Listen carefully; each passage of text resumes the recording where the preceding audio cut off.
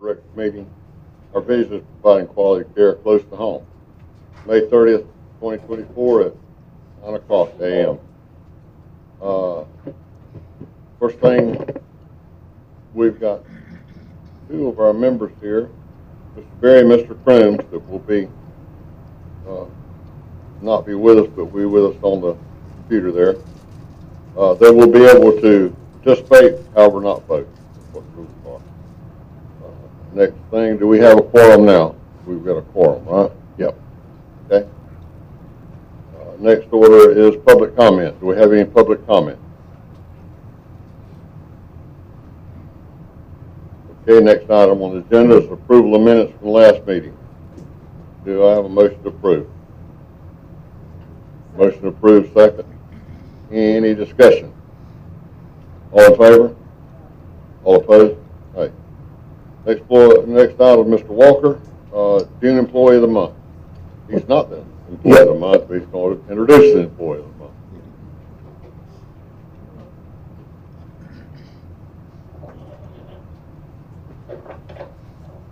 Well, I'd like to introduce our Employee of the Month, Josh. Come up here, Joshua Schultz. And Josh was nominated by two individuals here. One of the nominations says, Josh has been a great addition to the Weems family. He's always very personable, proficient at his blood draws. Our patients are very comfortable with Josh, and he's never lacking in conversation with each and every one. Countless patients have stopped by to share how great Josh is. They say he is very kind and pleasant and very knowledgeable. Weems is very lucky to have Josh as part of our team. So Josh, congratulations. Thank you for all that you do here, and we greatly appreciate you. Okay. Josh Schultz. Excuse me, don't you draw blood, right? Correct. See there, it lasted an impression on me. You did a good job. Well, Made me feel real good, and Oh I can remember that. It was good job. And you know what? He's also my neighbor. I was just going to say, I had to say hi to Bird. I saw him sit down over there. He's quiet. He lives good and best house on the block. Oh, All right. I appreciate it. Well, one thing about Josh, I've been getting a lot of course, as a CEO in the community, you get the bad and the good. And so usually when people take blood, I may get a message prior to Josh here, like, man, they took my blood about 4 times before they can get my blood. But Josh is very good.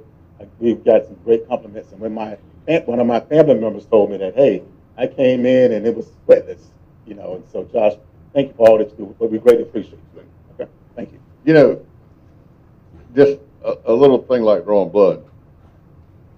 You wasn't herded through there like cattle. You were nice, and everything, and I appreciate that. I really do. I mean, I'd have got the blood drawn anyway, but it's just very nice. Thank you very much. All right, let's give Josh another hand clap. Also, before we go on to the next item, we would also like to recognize Alexia O'Neill. She was the recipient of the Doug Kramer Healthcare Scholarship. Remember, a few years ago, we changed the Weems Memorial Hospital Scholarship to the Doug Kramer Healthcare Scholarship. And so Alexia O'Neill, which we call Lexi, she will be attending Gulf Coast State College to pursue a degree in sonography, which is, diagnostic ultrasound tech. So she got a whole bunch of scholarships that night. Excuse me, McNair. I'm sorry, Alexis McNair. Let me change that last name. But she was a great young student here living in our community, so we're very proud of her. And that's all I have, and then we'll Thank you. Appreciate it. Thank y'all. Okay. Is Mr. Hall, Brian Hall. This is the fiscal year 2023 audit report. Mr. Hall, Brian Hall, accounting firm, Carr, Riggins, and Ingram, is going to give us a little presentation. Good morning, Brian. Good morning. How y'all doing? Good. Do y'all have a copy of the report in front of you, or would you like me to put it on the screen? Which I'm glad to do. Good copies. All right, great. Well, I appreciate everybody's time this morning. I think I know most everybody, but for those who don't know me, my name is Brian Hall. I'm a partner with CRI. I've been working with your audit for quite a number of years now, so we appreciate it. We appreciate your business. So we're going to talk about the the 2023 audit. And what I'll do, kind of similar to last year, is I'll just go through at a high level and talk about the things that I would want to know if I was in your chair. So just things that kind of jump off the page at me. So starting off, go ahead and jump in. The first unnumbered page is the opinion. So I think it's 3 pages in. The opinion for 2023 was unqualified, clean opinion, which is what you want. That's good. At the bottom of the first unnumbered page, you're going to see emphasis of a matter. So there was a new accounting standard. If you remember, you may remember last year, we had to bring all the leases. We had a big project with leases where there was a new accounting standard that made all the leases go on the balance sheet. So we had assets and liabilities for leases. Kind of the same thing this year, except we had to do it with your software contracts. So this emphasis of matters just noting that you had that new standard, and that there were some changes to the 22 numbers. So we'll get to that. So if you want to move ahead to page 11.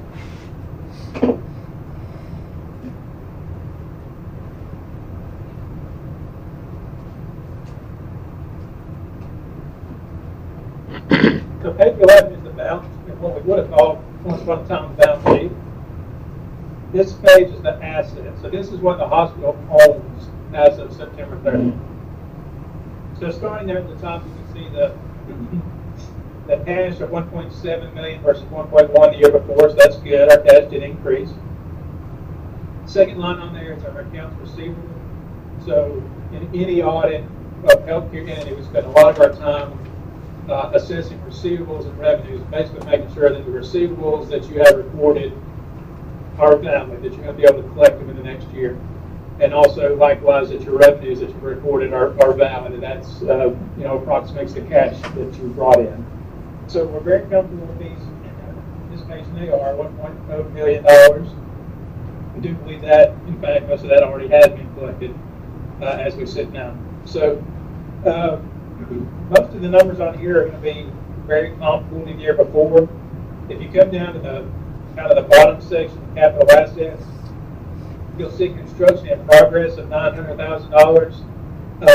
That is really 3 things. There's 2 ambulances in there, and then there's a mammo project that went in there. So we did have some construction in progress that have been placed into service in fiscal 24, the year we're in now, but they weren't in service at the end of 23. And then the last thing I note on this page is you see the 2 right-of-use assets. The first one is the leases. That's the one that we adopted last year, the lease standard. The second one is subscription assets. That's the new one. So that is your IT contracts. Basically, the asset, the value of the contracts is an asset, and we also have a liability. So in 22, if you look at that subscription assets, that number would not have been there on the 22 audit. So that's what we call a restatement. So we had to add that number for 22 and 23. So the total assets of what the hospital owns as of September 30, 23 was right at $9 million, which is the bottom number on that page. So on the next page, page 12, if assets are what the hospital owns and liabilities are what the hospital owes, so what we owe, our liabilities in 23, you can see right there, comparable to 22. Very similar, accounts payable, very close to where it was last year. All these numbers very similar. The big change is going to be in that long-term liability section in the middle of the page. You can see the subscription liabilities. So this is the liability for your IT contracts. We just talked about the assets. So here's the liability side of it. Same deal. And then the big change is the estimated third-party settlements. We'll see $984,000 there. That's our estimate for the hospital's estimate of potential WIP paybacks in the future. So we'll talk more about WIP. Obviously, that was a surprise, a bad surprise that everybody got in the state got in these last few months. So we'll talk more about WIP. But that's a big change for 23. And the rest of these numbers were fairly consistent. So the total liabilities are $2.6 million. So the hospital owns has assets of about $9 million. has liabilities owes about 2.7 million, and then the difference is equity, which is net position down there at the bottom of 6.2 million. Page 13. This is the income statement, or what we once upon a time would call the income statement. So this shows how the hospital did during the year. So looking at the 23 column at the top, net patient revenue, that's treating patients. You'll see it's 7.5 million versus 6.6 the year before. So that's a healthy increase. That's a 13% increase. And I would note that the LIP payback the charge we had to take for LIP went through that. So absent, if we didn't have that LIP payback, this amount would have been even higher. So very healthy increase in net patient revenue. I'm seeing that in most of my hospitals in the Southeast, which is related to COVID. COVID went away in 23, and that allowed outpatient services primarily to come back, along with elective and surgical and some other things that helped us out. The other operating revenue, $400,000, that's the 340B program, pretty much all of it. So your 340B program kicked off pretty good this year, so we had a substantial increase there. So we had revenues to work with of 7.9 million versus 6.6 the year before, so a good increase. Then you come into your operating expenses. You're going to see most of them are pretty comparable to the year before. Your salaries was up about 4%, and that's about what you'd expect with cost of living increases, etc. The one line item in these expenses that did increase significantly is your supplies. So you'll see your supplies is 1.1 million versus 690,000. The reason for that is really twofold. One is that 340B revenue. Of course, 340B is where you're selling discounted drugs. So you have to buy the drugs. So this is the cost of the drugs, and the revenue's up there, and other operating revenue. And then the other side of that is the other reason for the increase is you had actually one patient who had a condition that requires some very expensive drugs. It's actually she generates large charges for the hospital when she comes, but she also has a lot of expensive drugs. So treating that patient alone contributed a lot of those costs. But it's still profitable. She's insured, so it's profitable to the hospital. So when you add all this up and look right there in the middle of the page, you'll see operating income loss.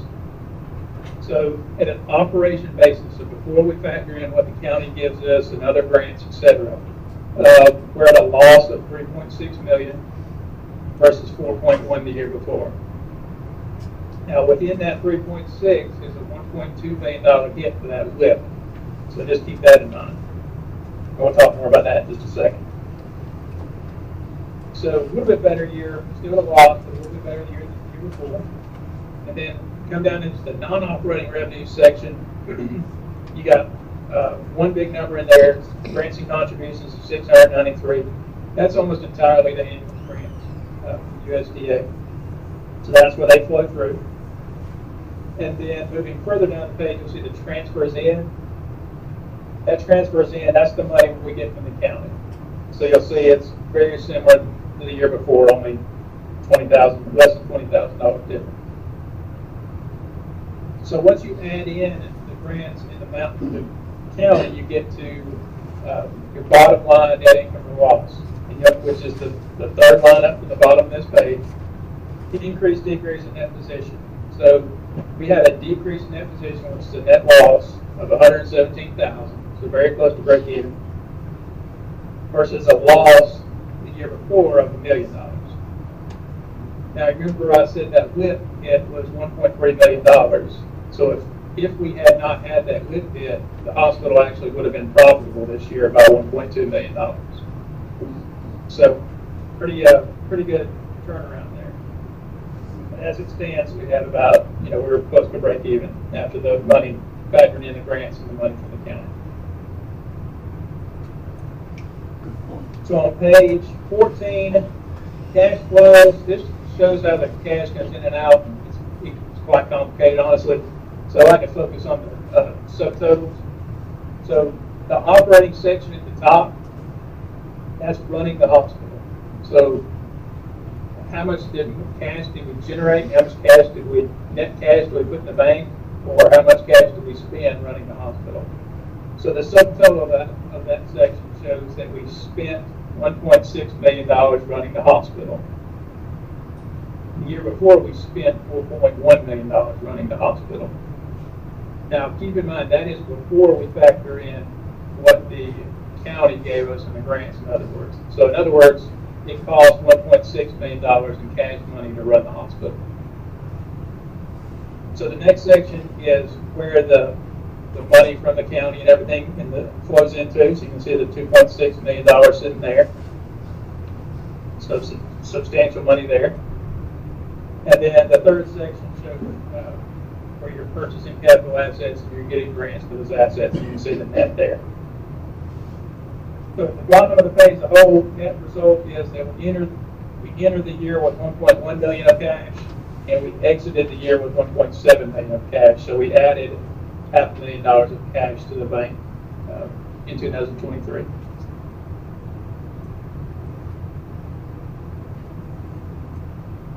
All right, so I'm going to skip to page 17, and I'm going to do pretty fast from here. But on page 17 and 18, just highlighting that this showed the numbers that had to be changed for the new IT software standard, what we call Sabitas. You didn't do anything wrong. This is adopting a standard. Everybody had to do this. But you can kind of see on the left, this is what the numbers on 22 would have looked like. In the middle is what we changed, and on the right is what they look like now.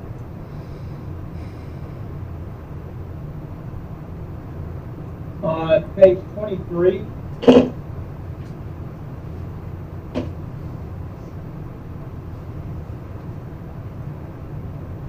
I always like to highlight this top paragraph on page 23. Obviously, you guys are a public hospital. You know, you have a mission to serve the community. So you have charity care, which is, you know, where you give away services to poor people who meet the criteria, who cannot afford the services. So you're treating the poor, basically. That's part of your mission. So in there, you can see the charges and the costs. The costs are the fourth line down. So in true cash money, it cost the hospital $157,000 to treat their poor people that did not pay the medical policy. You know, for a facility your size with the limited financial situation you've got and cash in the bank, you know, that's real money. So if anybody ever asks, or you know, if the county wanted to know, we can say right here, you know, we are giving away services, and it is costing us substantial amounts of money to service our community, and that is our mission. So all right there in black and white. I'd love for those numbers to be higher, but obviously to do so, you need the financial ability to do that. So over time, I'd love to see that be higher, but that's still significant money to us right now. Page 28.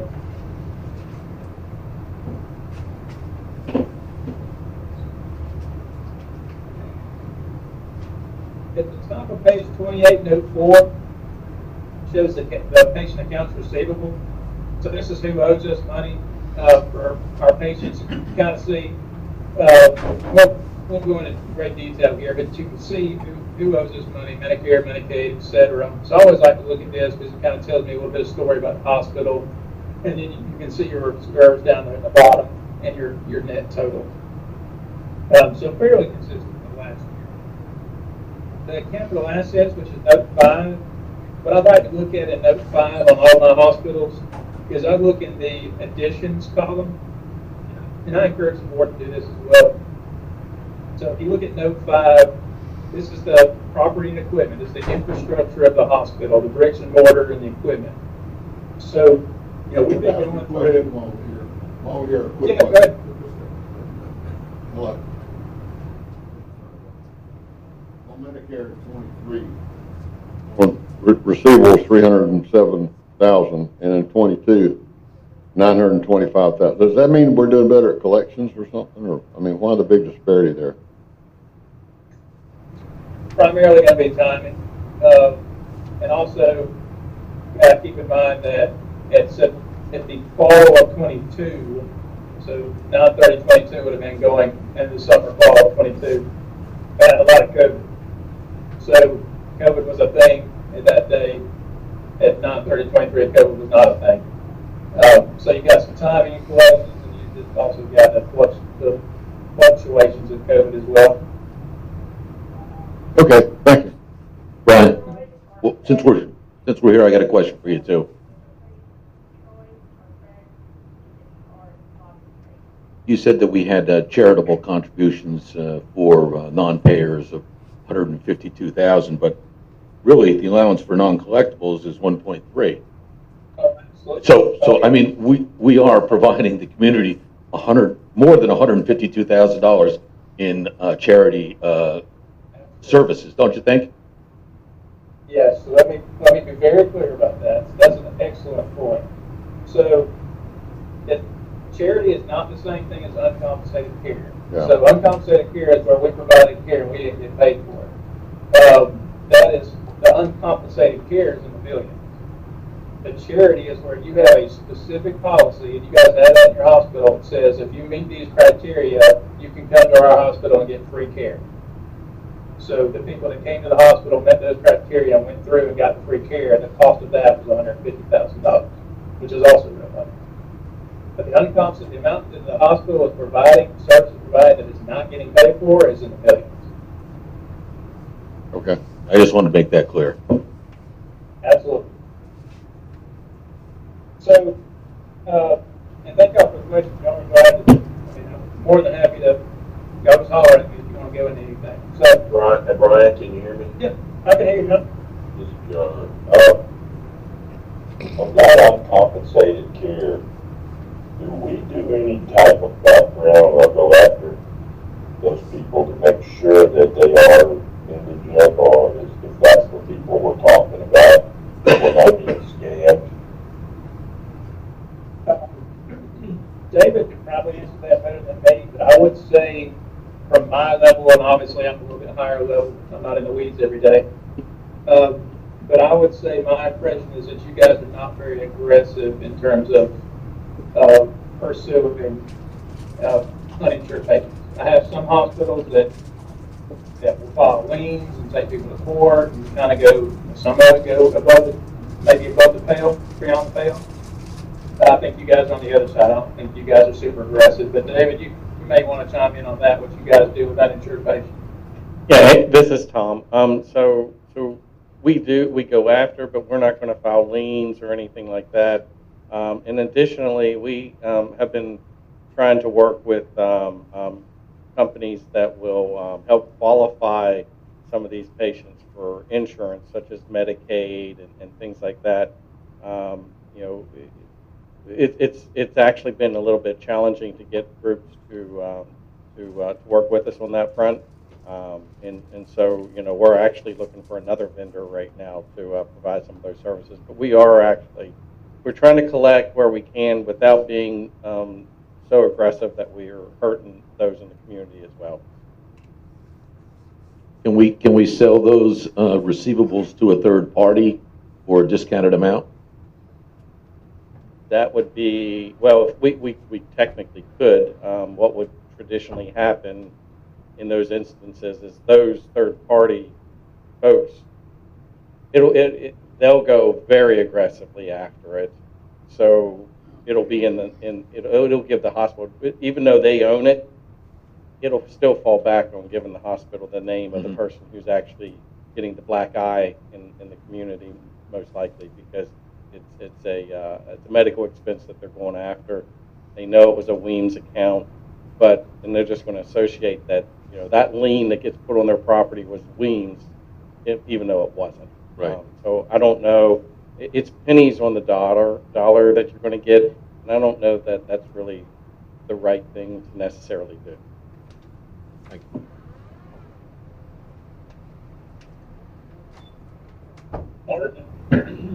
So, back on page 28, in note 5, capital assets. But one of the things I like to look at with my hospitals is even in the tough times. So I should back up and say the last 3 years, so from 2020 to the end of 23, or really 22, so 3 to 4 years have been, and this is supported by every piece of evidence you can find out there, that have been the toughest financial times of anybody that's alive today in the world in hospital finances. So you made it through the toughest times that we've ever seen. So congratulations on that. But what I like to do is, on my hospitals, I look to see, even in the down times, are we putting money into our facility? Are we, because you can't just not put money in a facility, it ages out. That's how you end up with a facility that can't service the population. So if you look at the additions, you can see that we put $900,000, which is 2 ambulances, a mammo machine, and some other stuff. And then in the middle there, we have $250,000 of other equipment. So we are investing, we being the hospital, you are investing in the hospital even when cash is a little bit tight. So that's something I'd like to see. What I don't like to see is when I see, that those numbers go to zero, which for you guys hasn't happened. But when those numbers go to zero, that kind of scares me a little bit, and I'd like to communicate to the board that we still have to build up our infrastructure. You guys are doing a good job there. So fast forwarding to page 33, the bottom of page 33. I always like to, I know if I was in your seat, I would want to know this. So it's always good to know, who's paying us, what type of patients are walking in the door. So at the bottom of page 33, you can see the mix of patients. So as a critical access hospital, we want and need Medicare. So you can see our Medicare is about a quarter of your services. A little bit from the year before, which is good, but we need that number to be higher and higher. So we only have about a quarter of our services are Medicare, and then the vast majority of our services are going to be commercial, which includes Medicaid, commercial in your state, in Florida. So the vast majority is people with third-party insurance, like Cigna, Aetna, and then all the Medicaid various plans. Brian, how about the Medicare Advantage plans? Yeah, Medicare Advantage. That's a bunch of that probably in the commercial part. Yeah, it falls in there too. So, and this is kind of hard. It used to be a lot easier to do this note before Medicare Advantage took over and before Medicaid Managed Care took over. But the Medicare and Medicaid that you see there, those numbers, that's traditional. So that's traditional Medicare, traditional Medicaid. You want traditional Medicare, that's a sweet spot for us. We want traditional Medicare to be as high as we can get it. Medicaid, we do okay on Medicaid, not great. We don't want that to be high. But the Blue Cross and the commercials of the world, they're fine too.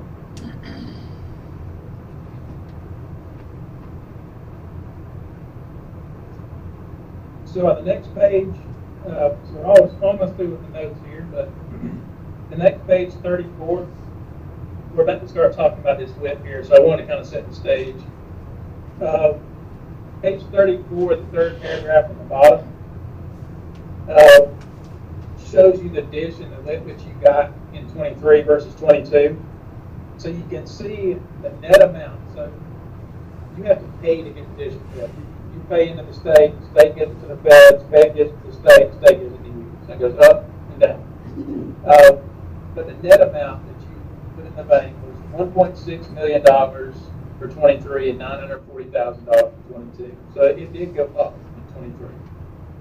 And this is before we recognize the hit, the payable that we'll talk about. So keep that in mind. Additionally, it did go up in 23. So now we'll skip to page 39. Brian, just make clear that payback we have to do with make clear that payback we don't have to deal with. I guess the lip or dish. What years were that? Was that? Yep. That was way So back there, wasn't it? Yes, that's on page 39. I'm sorry if you already got that. If you're coming to it, fine. Don't worry about it. Yeah, I'm coming to it. Okay, never mind then. Yeah, a good question. Okay, so I'm going to give you kind of a broad strokes view of what this lip is. I'd be glad to go into more detail if you like, but don't want to bore you either. So this has been an issue since 2009. So we're talking 15 years. The feds have been accusing the state of Florida of overpaying their hospitals. So this is federal money that flows through the state and then it goes to the hospitals.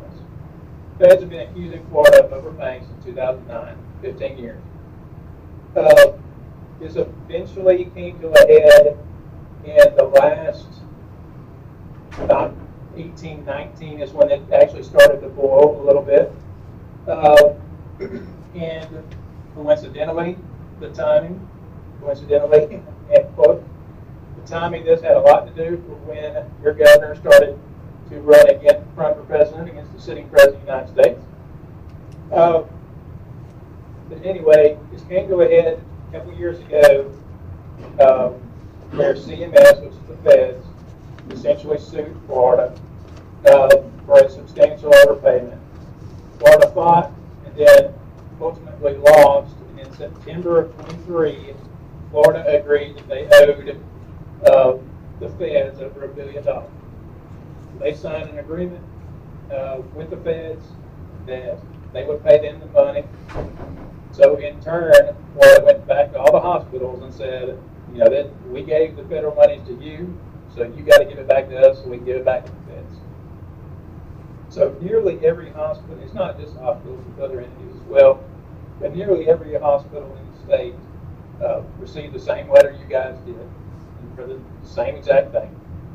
So the first letter that you got was for $335,000, and it was for years 2014 through 18. So what's going to happen next? So we owe the $335,000 back. Nobody in the state has paid it, including you guys. And the reason for that is the state of Florida, at this point, they know they owe it back to the feds. They're trying to help you guys out. So they're going to do payment plans, I think. That's what we're hearing. But the other thing they can do is delay. So they're kicking the can down the road as far as they can to give everybody more time to pay it back. What they can't change it. It's going to be paid back. But they can do as much as they can to give you as much time as possible. So that's why nobody's paid it back yet.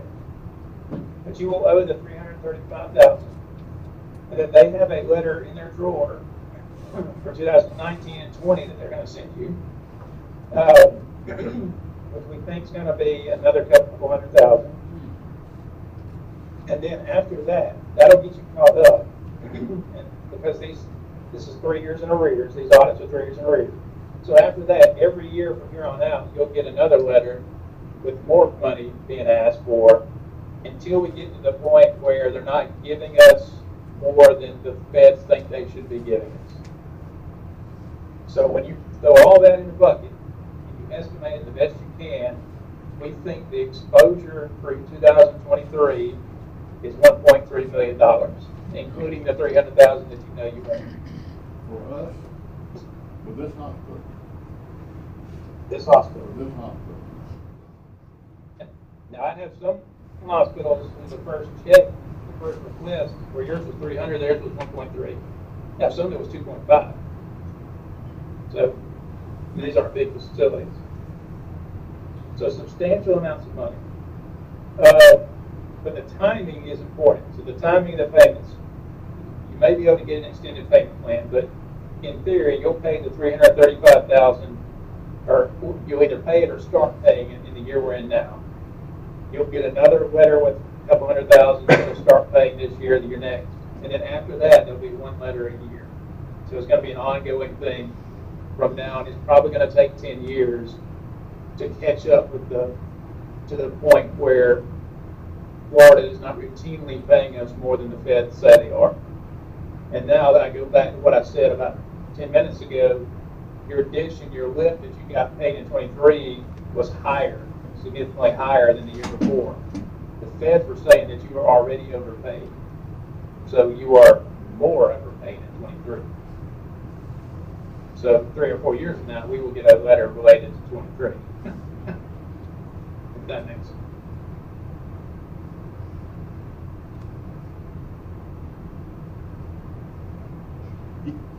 Yeah, and so that's something, and one of the reasons that I think the state of Florida probably have delayed some of the payments for this is because, we had the big health ransomware attack, on the financial system, Change Health.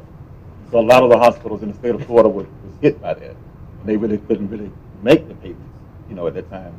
But we have spoken with the Department of Agency for Healthcare Administration to set up payment plans, for 335, because that's what we know of right now. But they haven't asked us to start any payments on that yet. But this is something that will continue to happen, through the next few years in smaller hospitals. There were some small hospitals, like Brian indicated, that had to pay back 1.3 million. But we had to pay back 335. So this is something that we'll keep an eye on. Lip and dishes is like a double-edged sword. They give you the money, then they come back and say, okay, you didn't supply these X amount of service, and they come back and take the money back. That's what we're facing now. No, I think that, as Brian and David mentioned, everybody is facing with the same scenario. We're not alone out there. Every hospital in the state of Florida is facing this right now, and it's frustrating because we didn't request this money. I mean, this is what was determined to come to us, and then to find out that we got to pay it back now. So. Let me ask you a question. Would we be better from now on out to put that money in the bank and wait about 3 or 4 years before we spend it? Not even have it as part of our capital? I mean, if we, this, when's it stop? Is it corrected now? Can we be sure that the next year? I mean, this don't make any sense to me. I mean, they have our paperwork. They pay us what and I mean, this does not make any sense. It's just like somebody giving you a check. You don't know if it's good or not.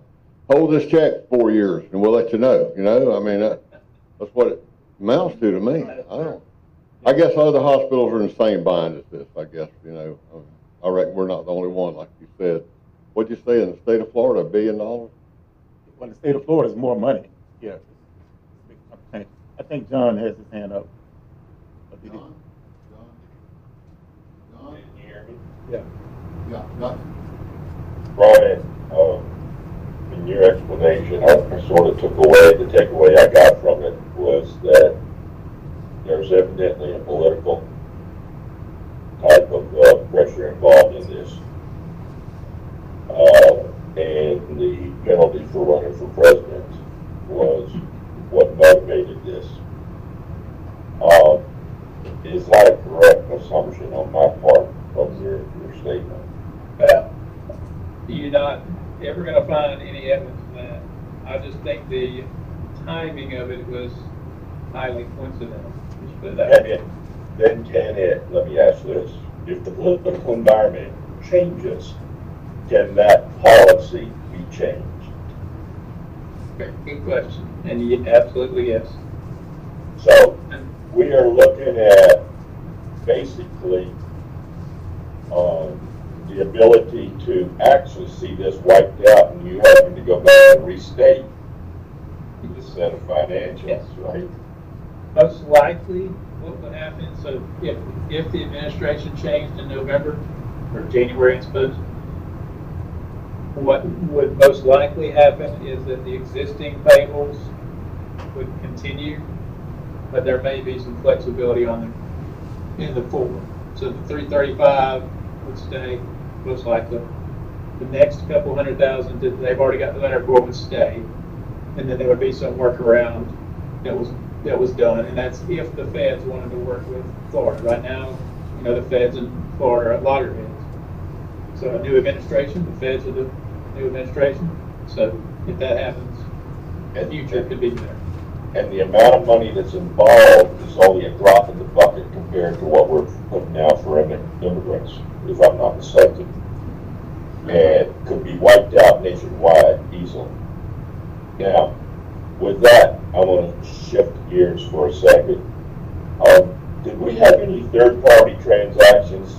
chance?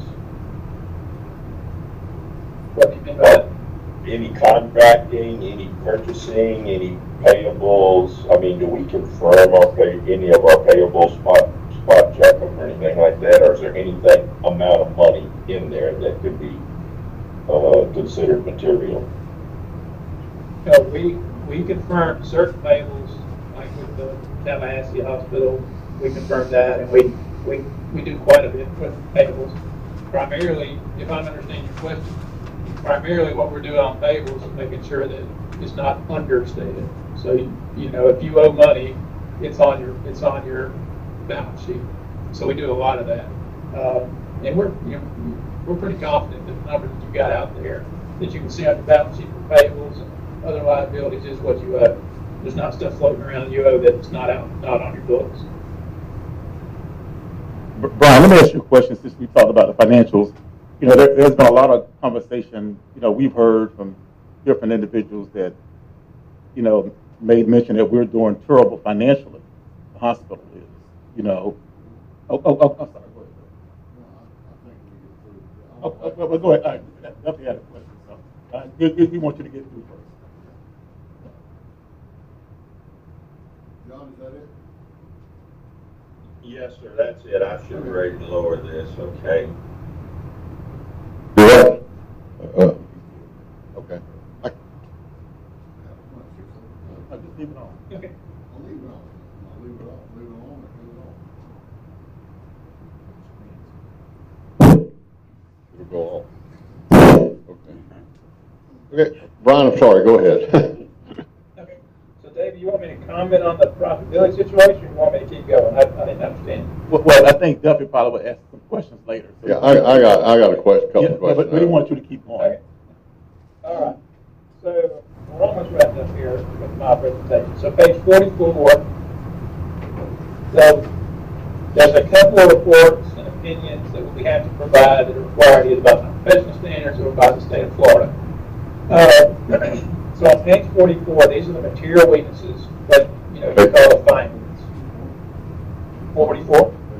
Okay, thank you. So in the state of Florida, we have to report once we have a finding, so something we need to put in writing and talk to you about. Once we have a finding, it stays there until we can prove that it's not there anymore. So you'll see on page 44, we've got 3 findings this year, which is down.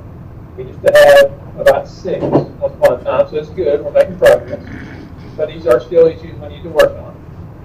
So the first finding started in 2018, and this is kind of a catch-all, but this shows you the items that we had to change for our audit.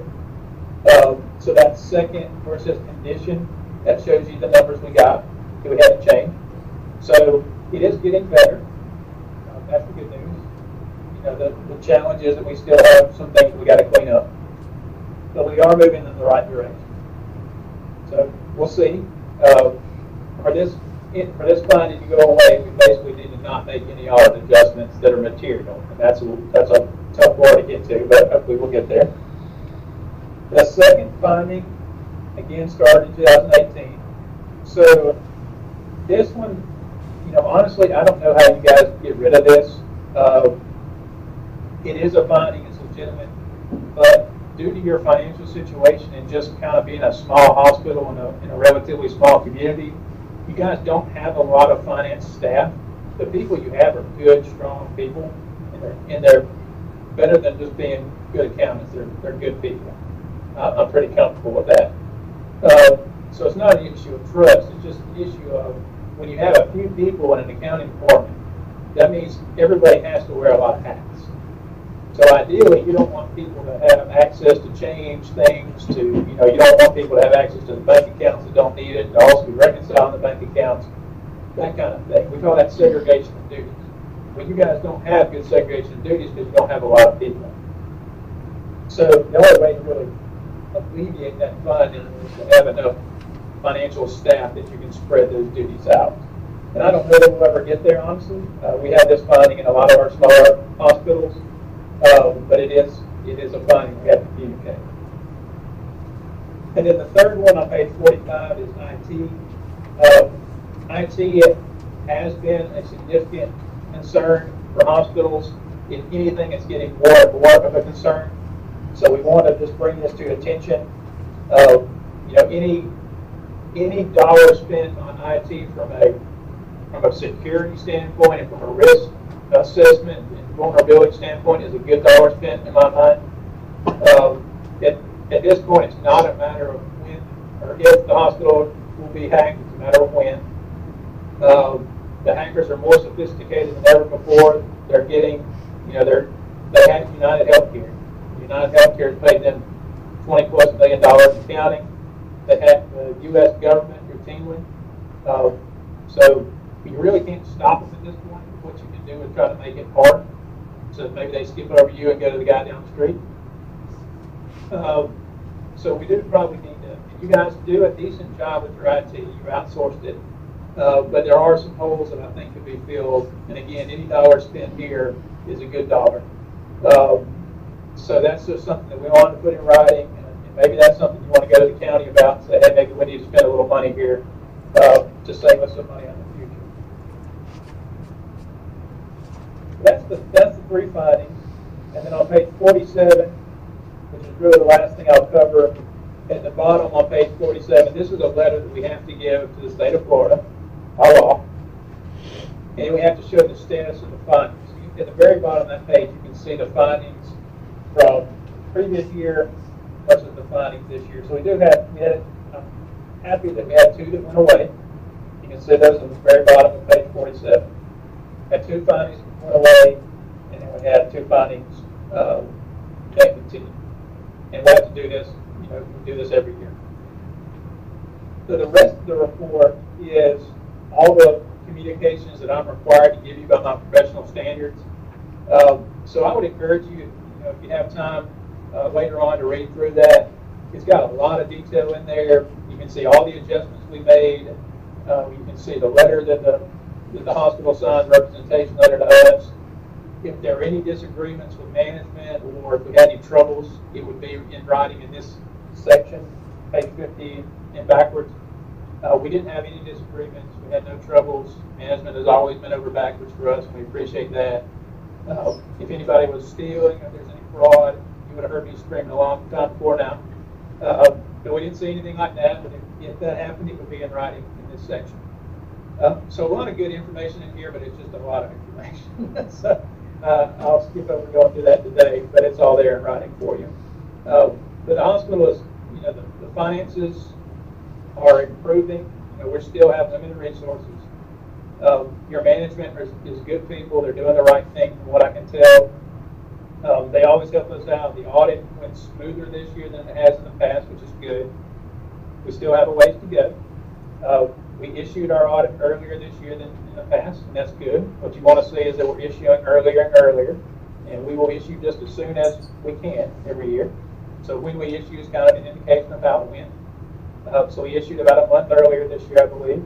So we'll continue to try to step that up. But overall, I'm pretty pleased with how the audit went, and I'm so glad to answer any more questions you guys have. Brian, can you hear me? Can you hear me? Are you going to be Presenting in front of the BOCC Commission?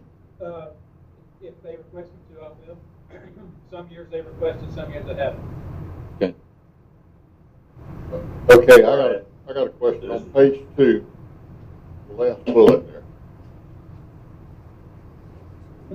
Include whether in our judgment there are conditions or events considered in the aggregate raise substantial doubt about the hospital's ability to continue as a going concern for a reasonable period of time.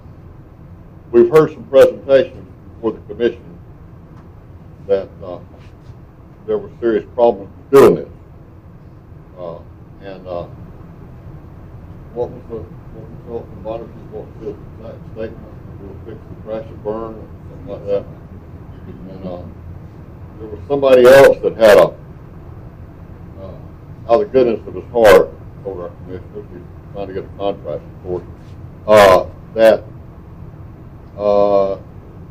the receivables were, I believe, at 80 days, roughly, and he could probably cut them down to 30 or so. I don't remember exactly. Would you say something about that last bullet right there for me? It says you'll be doing that. It says that's one thing you'll do. So, is there substantial doubt about the hospital's ability to continue its ongoing concern for reasonable amount of time? No, so the opinion does not include what we would call an emphasis of a matter related to going concern. So, to put a little context around it, what we have to do for our auditing standard is we have to assess if the hospital can continue to basically pay its debts as they become due. If they can continue to do that for a year from the last balance sheet date, so through September 30, 2024, and a reasonable period of time thereafter. So we've done that, and we did not see any indications that we needed to put language in the opinion for that for you guys. You guys are keeping your payables relatively current, or really current. You're managing the cash you have. You have limited resources, that's true. But you're managing the resources you have. You're kind of living within your means. Clearly, you guys need the funding from the county. So you are subject to that funding. You need it, spend it. But we don't see a substantial doubt that the hospital is going to close, this year that would require us to communicate that in writing. Okay, thank you. Now, Brian, I know you did some work for the county commission on the breakout of the hospital, clinics, and there's also a question they can talk about, how's the hospital doing financially? Is they on its own and coupled with the other two entities? Yeah. So a couple of things I can highlight there. So one thing, as we mentioned when we started, the hospital operationally, all in, including the money we get from the county and the grants, was at a loss of $117,000. So really close to break even. Inside that money, inside that $117,000, we had a hit for WIP of $1.3 million. So if we had not had that, and that's real, but had we not had that WIP, the hospital would have been profitable this year for the first time in quite a while. So the hospital had a good 23. So what the county asked me to do was basically to look at the trial balances, so your numbers, and kind of help them understand what each of the two clinics and the ambulance service is costing. In other words, what they want to do is they would want to get a feel for hospital versus clinics versus ambulance. And then they also want to understand, and they should, at a county level, this is a good conversation to have. They want to know, well, we're giving the hospital and clinics X amount of money every year. Is that too much, or is that enough, or is it not enough? So the numbers that we showed that the clinics, each clinic's do a little bit different, but they're both, they're losing money, but the clinics are a referral source to the hospital. So you've got clinics on the east and west. They're sending patients to the hospital, so you want those clinics there. They're not going to, the way you're structured, they're not going to make money on their own. They might get to break even, which is really kind of where you want. But at the end of the day, they're funneling patients to the hospital in the middle, and that's what you want. The ambulance service, on the other hand, is losing a lot of money. And that is no different than any other ambulance service in the country right now. So I think what was, and the commissioners can speak for themselves, I met with, I think, every one of them individually. But what the takeaway from that conversation, to me anyway, was that the ambulance probably is costing us $1.2 to $1.5 million every year. So, if anything, what the county is giving us for the ambulances is not enough. Now we are, and I talked with the county about this, and I'll talk to y'all about it because it's kind of an interesting situation. We keep talking about the county and the hospital. You guys are the county. You are a fund of the county. So there's not really, everybody views it as two different things, and I understand that. But at the end of the day, you guys are one entity. You're a part of the county. Your obligations are the county's obligations. So that when the county gives you money, it's just moving money from his right hand to his left hand. So what I tried to frame it up to the commissioners was, if you went out, if you bid out, if the county went out and bid out its ambulance service, said, you know, we want some third party to take over the ambulance. That third party is not going to say, we'll pay you to do this. The third party is going to say, you got to pay us to take the ambulance. And it's going to be a substantial amount of money. So that the county commissioners, I think, are going into that open-eyed. They understand this. And also, I think we saw that in the conversations that they were having with the management companies here recently. They understand that, you know, kind of the hospital and clinics are one thing, the ambulance is a whole different ballgame. Ron, I agree with you, we're part of the county, but it comes to a point where the hospital, both hospitals, needs money, needs to have the cash for new equipment. It's an ongoing situation of increasing salaries to keep up. We've got to keep the nurses and all the staff here. And if we're not getting enough of the, from, quote, the county, which is ad valorem taxes, I think, then we're going to get to the point where we're totally running on a shoestring. And that's what we're trying to prevent. Somewhere along the way, and I don't know if, quote, we need more money, or, you know, the ambulance service, and it's going, gas is going up, vehicles are going up, nothing's going down, okay? And we'll say take care of the vehicles. That's not part of what I'm talking about. But we need to know and discount the fact that we do all the billing. I say we, the hospital bill, which would be a tremendous load on somebody else. Have you got a written report? Have you got something, a written report, so we can look and see what it's costing us to run that? Did you do a written report or just no written report? There's a workbook that David and Tom should have that I shared with the county commissioners. Okay. But they did not engage me to do a written report. Okay, that's fine. That's good. That's good. No written report. Well, that's all that I'm concerned about. See, I mean, Yeah. you say left pocket, right pocket, but the right pocket is you know, I'm not sure how much every year we would have this more cash to make the improvements to the hospital you talked about earlier. You said you would like to see more, you know, you'd like to see us continue to improve the facility here. You can't do it without money. You know, that money's going out, and we're not getting a replacement. It continues, and we can increase our revenues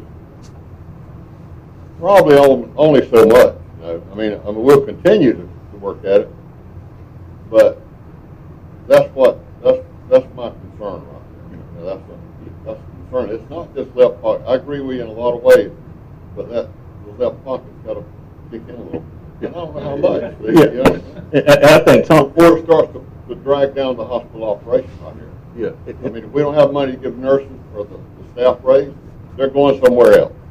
We've gotten that fine one time and didn't give any money for several years, and we've been playing catch up. We're about there, and I don't want to lose that. I don't want to lose that. New equipment in this hospital. We need it all the time. And you know the upgrades with medical supplies, the new equipment comes out every day, and we want our hospital to be as good as any other hospital with that regard. You know, new floors, you know, that place needs new floors. You know, I mean, it's just a lot right there. So that's why I asked the question. Okay? Appreciate it. Don? Yes, thank you. Can you hear me? Gotcha. Yes. Hey, I have several questions. How many positions would it take in the financial area to get that audit finding off the findings?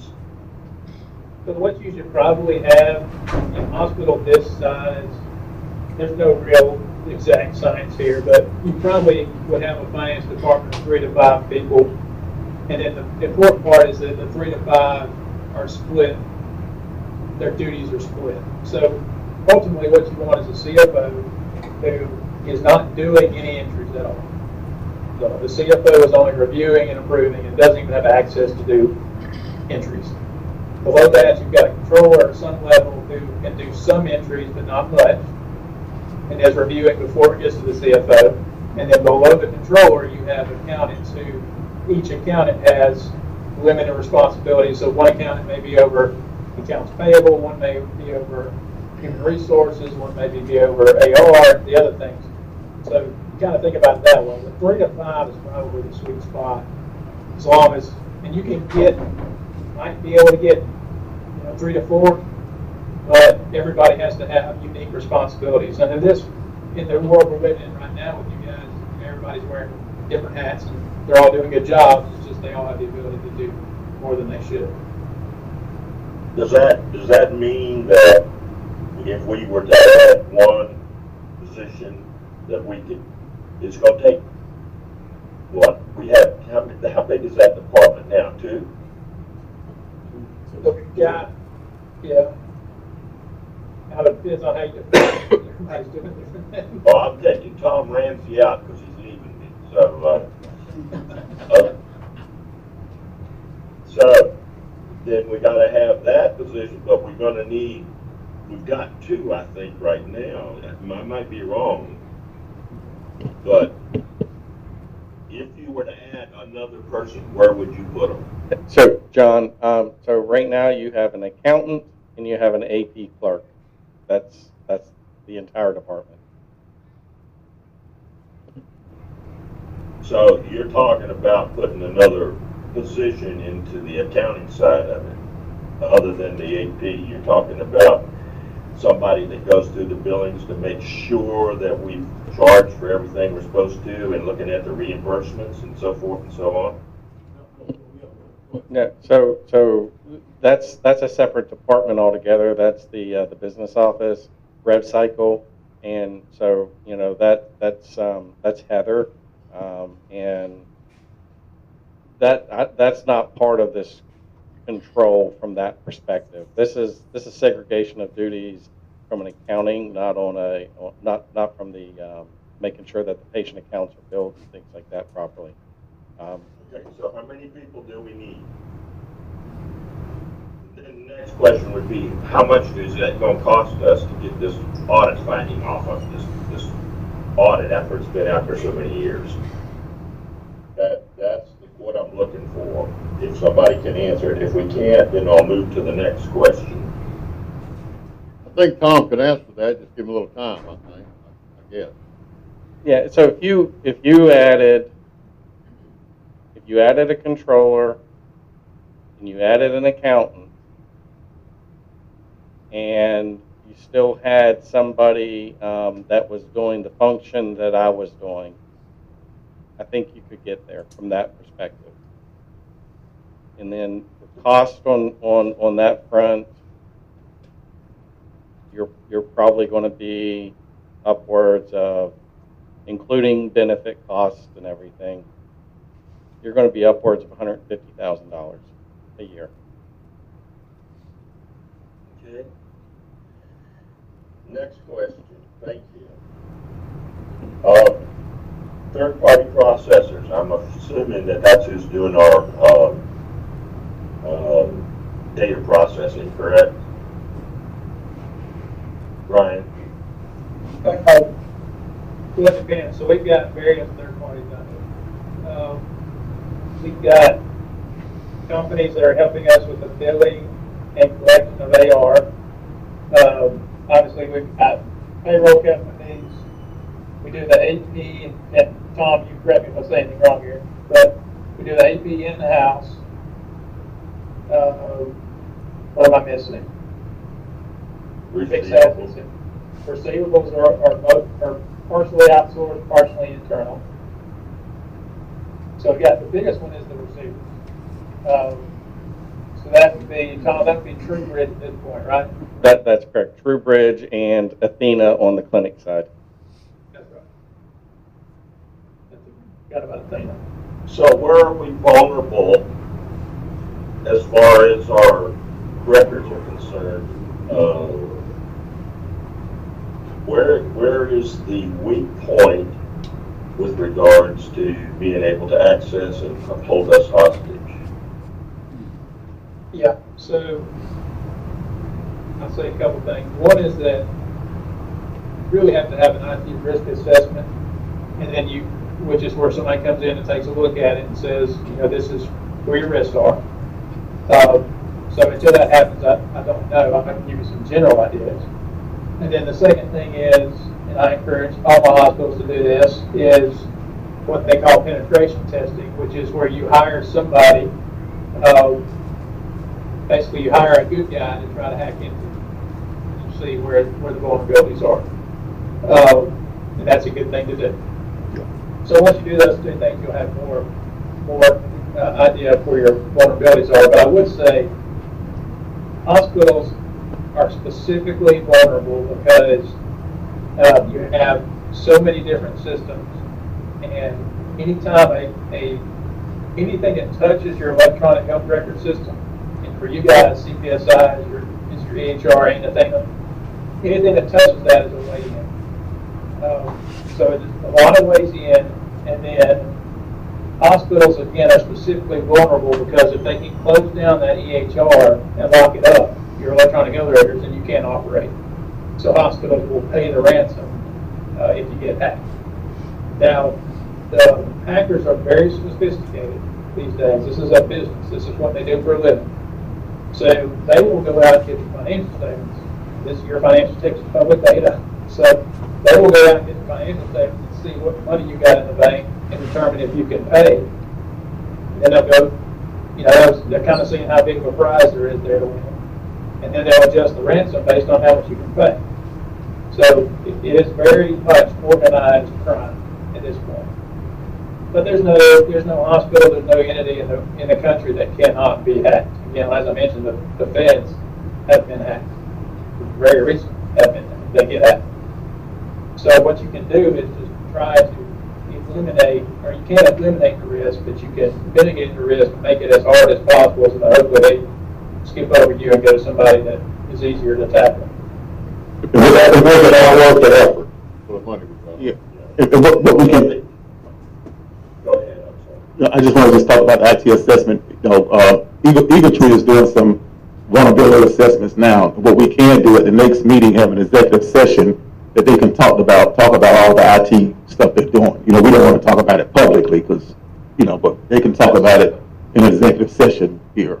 I think this clerk, I think when we talk about the IT situation now and the hacking and stuff, that needs to be an executive session right there for sure. I don't know. Yeah, We don't need to, like John, our vulnerability. Okay, that's fine. Let me go to the next question. Third question is, did you do any assessment of third-party internal control that does our processing? Yes. So good question. So in our audit, what we have to do is we have to scope out who all is a part of your financial reporting process. And this gets technical. This is kind of geeky auditor language, but basically, who are we relying on to be right? So the big ones are CPSI, Athena, and then there's a couple others. So those companies, those are big companies. So every one of those companies will have what they call Service Organization Control Reports, which is where they're audited. They have to hire an auditor to come through and test their controls. Then they give us a report, and it'll show which controls work, which didn't, what the issue is. So that's a part of our audit. We get that report from their auditors, and we look through to see if there's any exposures, and if so, are they big enough that we need to worry about? So again, the big ones are CPSI, Athena, and there's a couple others that we've assessed and we have in our reports. But that is something we have to do every year. And is that where we worry about the hacking? It's a part of it, but it's really, if you look at these reports, they're hundreds of pages and hundreds of controls that they're having tested. So the hacking is just a piece of it, what they would call the IT control. But it's really just is the data, is like using CPSI as an example, just picking on them. You run your general ledger, so do they have internal controls in place on in their company such that when we're relying on CPSI to do things right, you know, do they have controls in their company such that they can get to the right outcome that we're relying on? We have to do that for the thing and for the other. Okay. The other third question is 501c4. You mentioned something about us being a county fund. We are not a 501c4 or 3, correct? No, not to my knowledge. Okay. I mean, there may have been. That's a good question. Honestly, I don't know the answer to it. Some of these hospitals, in the way back, you're talking the 1940s and 50s, would have filed for tax exempt status, even though they're part of the county. To my knowledge, you guys have not. That may exist. You know, at this point, it's 80 years old. So, who knows? But to my knowledge, you guys are not. You are a governmental entity. You are truly a part of the county. Okay, last question. I really appreciate so far all your explanation. The last question is, looking over from the top up to the bottom, if we extracted what the county's having to give us, okay, and you did a going concern on that premise, we would not pass. Oh, I don't want to say we would not. We would be in much worse shape, correct? Because, let me go back. Going concern takes in consideration how you stand alone without support. Yeah. The going concern is whether or not you can continue to pay your obligations as they become due. So, you know, just devil's advocate, if the county did not give us that $2.6 million, that would be bad. That would be a different answer. But clearly, that $2.6 million is there by statute. You know, it's taxpayer money that's going on through there, so that's a part of the conversation. We can't live without it. But if you live without it, that means you have to cut services technically, because you won't be able to do EMS with $765,000 technically, and then the sales tax. The other portion of that money of the 2.6 is the sales tax that come in when people buy. We get a penny. We have to look at different kind of services. So we definitely need the county funds to survive here. Oh yeah, we know that. We know that. My point was, if you go up and talk about going concern, you've got to take those things into consideration. Okay? You can't just say we're not a going concern and still be having the right hand out there collecting money from the county.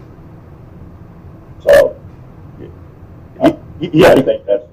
And I think if you look at the history of of course I didn't write the statute, the ordinance, but one of the histories of the sales tax came about because, individuals that come here for tourism or whatever, a penny that can go into the hospital fund, that means the county don't have to use ad valorem taxes to take care of the hospital, technically. So, it's the sales tax that's really taking care of the hospital, and which is a good way to do it. That way my property taxes don't have to go for taking care of the hospital.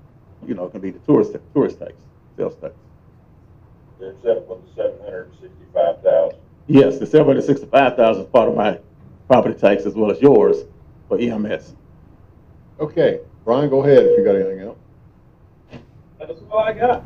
Anybody? Yeah, Brian, one thing, going back to the getting hacked, there is insurance out there. Are you seeing any of your hospitals that you're doing work on that have picked up the insurance for being hacked on the IT?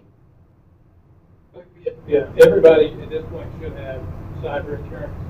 Every hospital should. And they will cover a portion of it if you were to get hacked.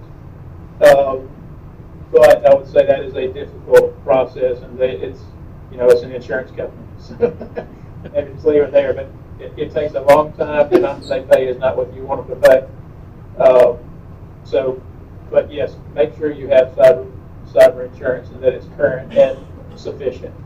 But to David and Duffy's point, this is a very good point that I should have mentioned. I failed to mention.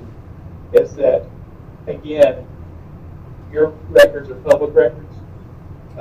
You're in the state of Florida with the Sunshine Law, so be very careful when you're talking about IT, because anything that you put out there is public data, and the hackers are looking at everything that comes out.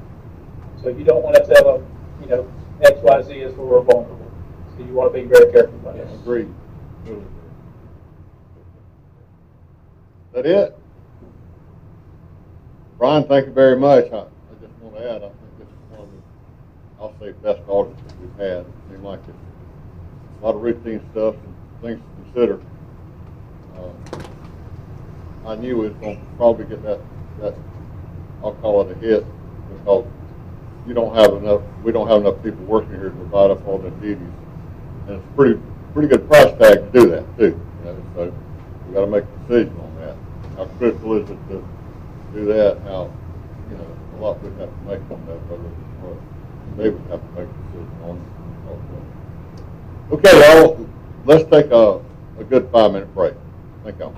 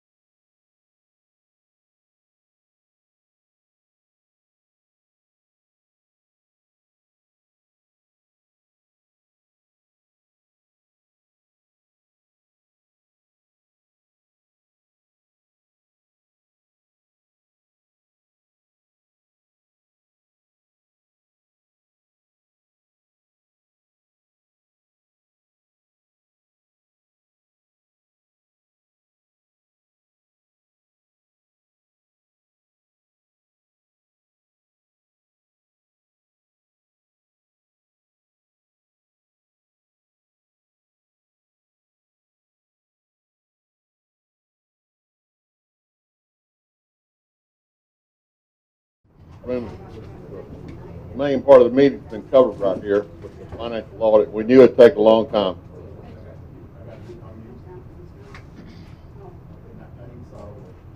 Okay, John, can you hear us? You got us, buddy? Yes, sir. Okay, good. Ms. Dolores, you there with us? Okay, you're good. Yeah. Hello. Okay, let's get started. We're back in session. Let's try to move it on if we can. They got a luncheon here in this room. You know, we're trying to put place. We got a planned luncheon, so we knew it's going to take a long time for the audit. Good questions asked, and I think it's a good audit. Okay. Next item on the agenda, Dr. Conrad's not here. He's saving some lines somewhere. Go ahead. Okay. Yeah, Courtney, go ahead. You'll do both. Yes, good morning. So he wanted me to just let you guys know he wasn't available today, but the ER has been doing well. No issues. We've been pretty steady. He and I and another nurse worked Monday. We were real busy. So everything's been going smoothly there. As far as nursing, I don't have much except that we did do the BLS, the ACLS, and the courses for the entire staff as needed, and we have another one scheduled as well. We're happy with our provider that's doing that. The same provider did the trauma courses for the nurses, and we're going to continue that. We also have an EKG course set up as well for the staff, for the nursing staff. So other than that, Excuse me, while Courtney is standing, on my report, I have a report about the American College of Radiology accreditation. Melanie will pass some papers out to you all. And I sent this an email to the board members as well. The mammography department has received their accreditation. This was a tedious process. However, Nancy Tellender and Dr. Sather, along with Vesta Taylor Radiology Mammography Department, played a vital role in securing the accreditation. So I just want to just give them some props because Nancy and Dorothy, as well as the radiologists, mammo radiologists with Vesta, did a great job. But Nancy and Dot here with Courtney and Brian oversight, played a vital role. And now we're accredited for 3 years, right, Courtney? that's correct. And Nancy was our lead for the mammo, but if you remember, Dot was the one that we already had scheduled with the radiology department here doing x-rays, CTs, etc. But she's been doing a day on her own about every other week. So now we have 2 of them that are actively performing these mammos. I think we had 11 last week that we did. So Wow. it's looking good. So We need to put that plaque up in the room. it's framed in the room. Yes, sir. Okay, thank you. And also, Look at that. and also while she's standing, and of course Randall will be up in a minute, we want to thank all the hospital board members and all our community for supporting Nurses Week, Hospital Week, and EMS Week. Yes. As well as a whole bunch of them that came out with health care, which Bill will speak to that later. But we want to thank, all of them that participated in that event. Hospital week was wonderful. That was Yeah, a good week. it was. That was a good week. So- A lot of visitors, stuff like That's all I have unless you have questions. that. Thank you. Good. Anybody? Susie? Good morning, everybody. Good morning. It's just a short, sweet report. Last month, we saw a total of 95 new patients, so the growth is there in the community. You saw how many new patients? 95. 95. That's east and west? Yeah, and those are the patients that we see that are our patients that we've taken on from the community. Right. And we've also seen a great increase in our outpatient services for venipuncture. So we hired on a part-time nurse practitioner, Amanda Page, and she's doing a great job getting a lot of positive feedback from her. So she's able to support us during the summer months when our providers need a little time for themselves. So other than that, we're just getting our schedules ready for the tourism season so we can make sure we have enough room for everybody. And then we'll be looking into flu season. So any questions? Yeah, I just want to add, part of my report is physician recruitment. So since this is dealing with the clinic, Susan's here. One of the physicians that we met with last month has decided to put her recruitment on hold due to family obligations. We're still vetting some of the other applicants, and we'll update the board when we have a promising candidate. So we have some other physician candidates that have reached out to us as well, and we're reviewing the CVs, resumes of those individuals. But the promising one that we had, at the last minute decided that she wants to stay in that area for another year. But we did meet with her, Dr. Conrad and I, Susie, Tom was here, Courtney, and Robin, think they had one other person, but we met with her. She was very, promising, but she wants to stay where she's at for another year. And so we'll keep an open mind with her, but we still have some others that we're looking into. And I also want to just thank the clinics, everybody that's working in the clinics, for their work with the new patients that we're seeing in the community, that are coming. The practitioners been doing a great job. Everybody from the front desk clerk to the nurses, but not only them, the people that are cleaning these clinics. They've been doing a good job. Somebody, I met with somebody over at the clinic. They say, "Wow, it's so different. It smells good in here." So that's good. I like to hear that. But they're doing a very good job. But And good patient care too. Yeah, and thank our clinic personnel. And so for that, that's all I want to add. Your telephone system, though, is it up and going now? Or? But not yet. Not yet. But they're working on it. They're going to change out the whole system for the whole hospital. Okay. In both clinics as well. You got to have that. Yeah. I know. You got to have it. I mean, it's got to be done. Yeah. For the entire organization. Sure. Any questions? No. Thank you. Thank you, Sue.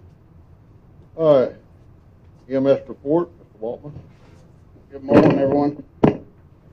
Start out with Mr. John's questions from last meeting. He was asking about questions about Alligator Point and how many calls we were running out there and the station that's out there. I didn't want to speak out of turn until I really made sure that question about the old fire station he had asked. That was bought by the county with the Hurricane Michael funds, and that's going to be tore down and made way for the roadway over there. And I thought that's what it was. I confirmed that this morning with Aaron, so just to double check on that. Excuse me. His other question was how many calls are we running out to Alligator Point? In 2023, we ran 48 calls. So that's not very many. 7 of those which were lights and sirens trips to the hospital, being 2 trauma alerts, 3 strokes, 1 code with Ross or return spontaneous circulation, and 1 cardiac call. Most of the other calls are respiratory, and he had also asked for a peak time or what times were we getting those calls. And our peak time is like from 9 to 8 in the afternoon. Is when we get most of those calls, and then for the year it's like 11 to 4. So to answer those calls, and I think there was one more. So the whole zone for that Rescue 3 truck over there, that 81 calls to Lanark for 2024 so far. And last year was 86, so a little bit more. And then Caravel had 215 calls. So that's just showing where that truck is Lanark, Caravel based for call volume and the time of calls. You got Mr. Duffy had asked me for a quote from the Butterfly ultrasound. I was able to gather that up. We also got the other one signed, and we'll be submitting that to get the first one through the grant, and that was a good thing. So we got all that taken care of. I got these on real quick. This is just the quote for the Butterfly. This is for the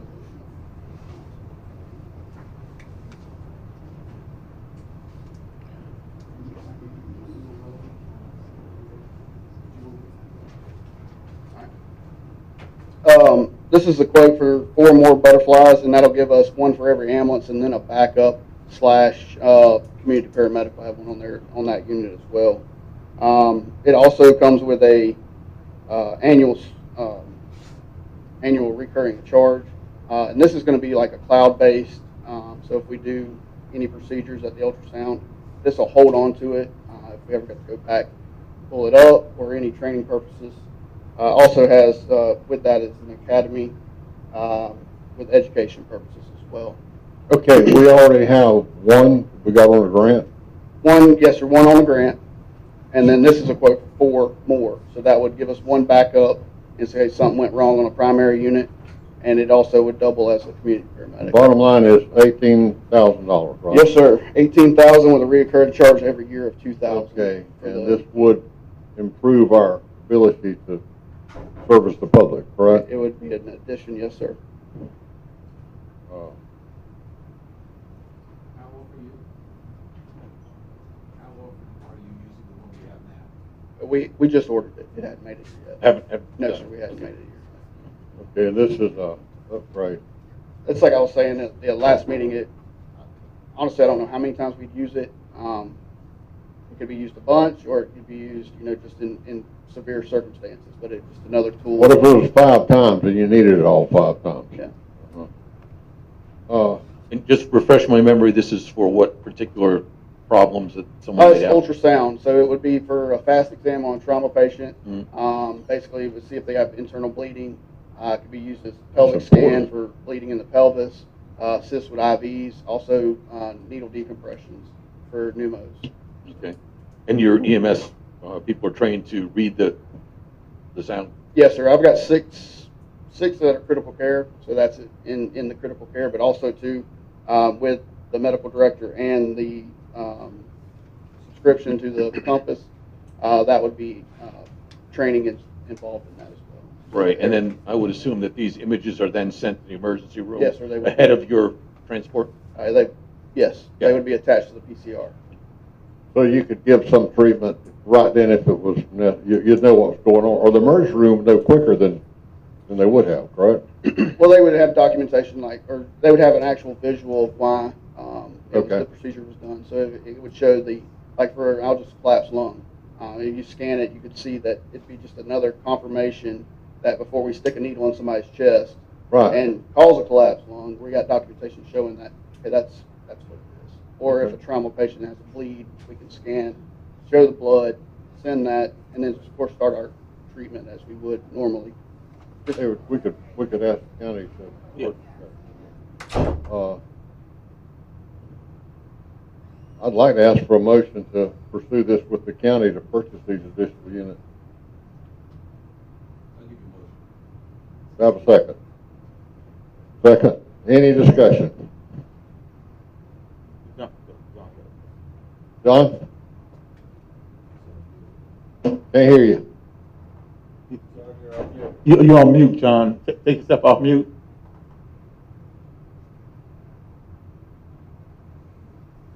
Can't hear you. You're on mute.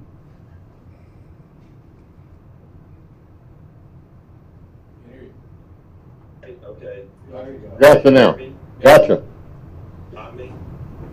Too many different icons. You can hear me, right? Gotcha. Okay, good. We'll go back to that system that you're talking about, the remote mobile system, right? It's in the units, Yes. in the vehicles. WBA Butterfly Network, yes. Yeah, and you transmit back to the hospital? Do they have access to the hospital I system? think we answered that question. I don't know if you heard it, but yes. Okay. Then my next question is, have we checked it to see if there's any ability to hack through that system to get into ours? There would not be, because we're not tied into you guys' system. We have our own through ESO PCR, so we have no connection to any hospital internal IT stuff. So ours is all external, based on the ESO, and that would be where that report or the images would be saved on that PCR through us. So they don't have any access from the hospital to those images? They would through us, not through. Not through our network. Not through you guys. Thank you, David. Not through this network. Okay, so you're completely satisfied it can't be hacked? I mean, anything can be hacked. I mean, come on, that's a catch-22 question. Come on, man. I mean, I'm not trying to. I don't know that these are going to be uploaded to the cloud that Butterfly offers. I'm sure they have some kind of encryption for that.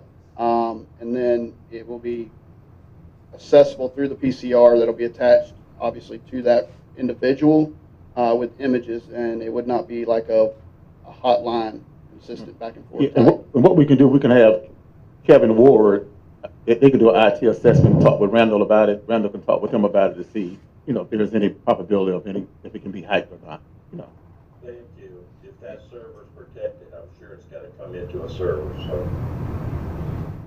Okay. Any other questions? All in favor? All opposed? Pass. Awesome. Thank you. On to further new, last week was EMS week. I told you guys that I had a pretty good thing in store. I just want to take time to appreciate Franklin County residents and the small business. They really came through for us. I started back in February going around asking if they wanted to be sponsors for EMS week.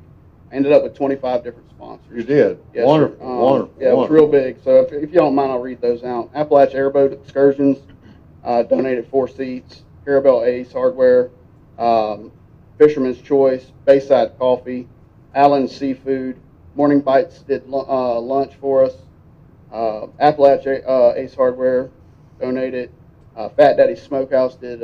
He catered our EMS party, and where all staff came in that day on Friday. And then also did give a couple gift certificates, so they went big. Family Coastal Restaurant, Blue Parrot, BJ's Pizza, Oyster Catcher, Williams Outfitters donated a charter trip, Pottery Garden and More, Weber's Donuts, Patty's Raw Bar, Taylor's Building Supply, Red Pirate sponsored lunch, Half Shell Dockside at Scipio Creek sponsored lunch, Izzy's Cafe sponsored lunch, boat rental for the day from Adventure Coast Boat Rentals, Appalachia Outfitters, Appalachia Chocolate and Coffee, Bell's Winery and Saloon where we had the hospital event get together, and then Essentra Insurance was all were able to give generous donations, and those were raffled off at our EMS party on Friday. So everybody got something and some more. And then we did a fun little bingo session for the big prizes, like the boat rentals and the. Would you do me a favor? Yes, sir. I think all the board members, anybody you can think of, particularly your staff, would you send out a list of those people that donated? Yes, sir. I go to a lot of them places, and I know the owners and stuff, and I think it'd be good to just personally thank them Yes, when you go in there. Yes, sir. That's the best thing to do. If Yes, you sir, send with that that- list out, and maybe the emergency room staff, everybody, it'd be nice to give them a good thank you.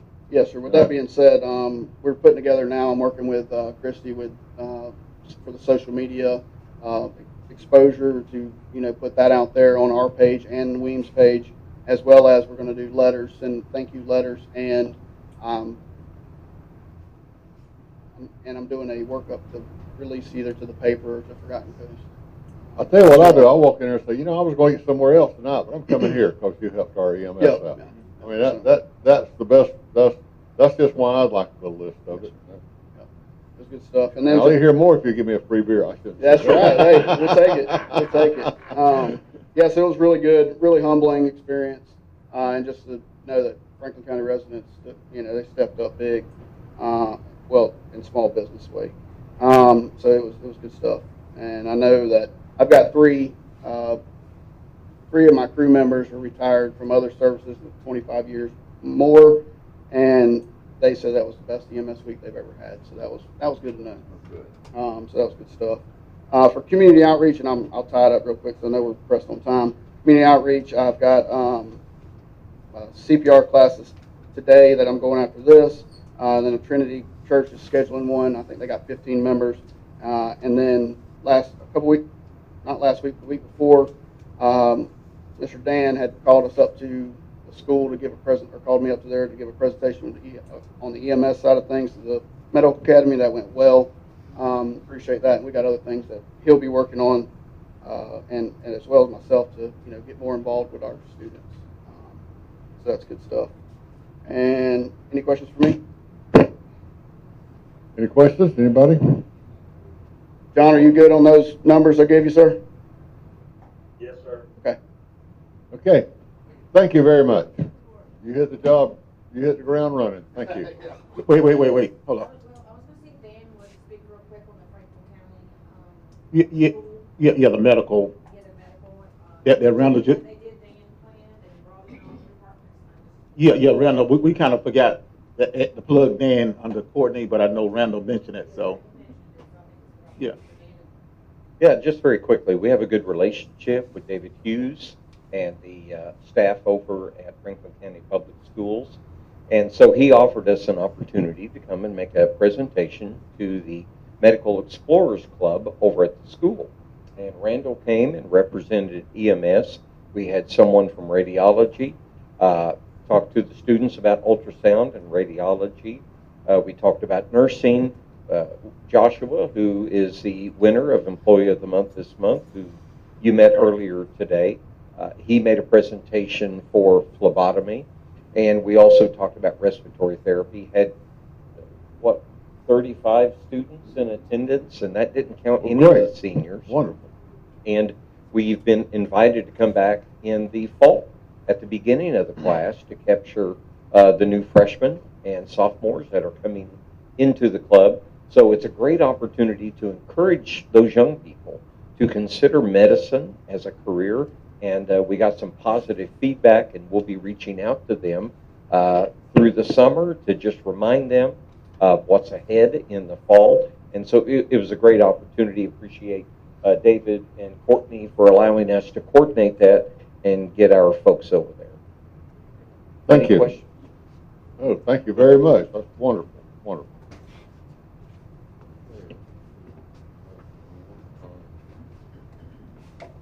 Mr. Ramsey, CFO report. His last report. This Tom's, I'll let Tom tell us, you're moving to changing jobs and staying closer to home, don't have to fly and everything. And That is so correct. I'm going to a big hospital, making a lot of money. How about that? I'm sad to leave, but I'm excited for the new opportunity that I have in front of me. I will be staying in Chattanooga, where I'm from, and working right there in Chattanooga for Erlanger Health System. And so, like I said, it's a great opportunity for me, but at the same time, leaving you all is sad. I've gotten to make a lot of friends here in the hospital, and I'm going to miss y'all. Anytime I'm on vacation, though, you can rest assured I'm going to be popping my head into here. So, anyway, I appreciate everything you all have done for me over the last few years. So, thank you.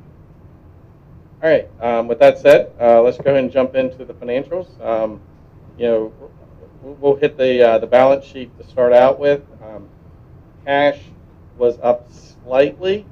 Really not much of a change there. About what'd you say? About 26,000 increase in cash over the month. Don't say 26,000 is not much. That's plenty. Well, the positive also about that is down on the liability section is the fact that the accounts payable actually dropped by about 35,000. So you look at it, both of those indicators headed in the correct direction, and so obviously as we continue through the year on cash, I know y'all heard Brian talk earlier that we finished last year out at 1.7. We're set at 1.4 right now. I would like to see us to actually at least get to that 1.7 by the end of the year. Obviously, I'd like to exceed it, but the way volumes have been going, I think there's no reason why we can't get to that point. And even though we're at 1.4 this month, in conversations with Heather, I can tell you that the current month that we're in, because this is through April, the month of May has been a very good cash month for us. In fact, one of our contracts that we recently renegotiated with one of our managed care providers actually paid us almost $300,000 in back payments due to our contract negotiations. So that $300,000 will be recognized in the month of May's financials when it's reported next month. And I think that's very important what Tom just mentioned. We have been talking about contract negotiations with our payers. I know at some of the county commission meetings, some of the people that were doing the interviews mentioned about, that they can come in and do some contract negotiations. We've been working on that the last few years, and with this last contract payer, we've been working with them a whole year, negotiating with them, and we got that big return on payment. But we had another one that we negotiated. We got maybe 300% increase on that. So 4 of our major contract payers that we have at hospital, we have negotiated well. And Tom leadership was very important on that. I just want to just say that before he leaves, that he played a good role in helping us move that needle. That'll be important as the rest of this year continues on, and just for everybody's purpose, knowledge, and everything. Just because we have increases right now with several of the managed care providers, does not mean that we're not going to go back and try to renegotiate and continue every year. We're going to go back to specific groups to try to get better rates. Obviously you're not going to get every single payer to pay you an increase every single year, but that would usually every 3 or so years you can get some sort of an increase in your contract. So you kind of put them on that 3-year rotation to try to kind of go after. And y'all are fortunate also here is there's a vendor that we utilize that helps us with a lot of these negotiations too. And he is very, very, very good. He's very impressive. So we're happy to have him. Okay, so moving on.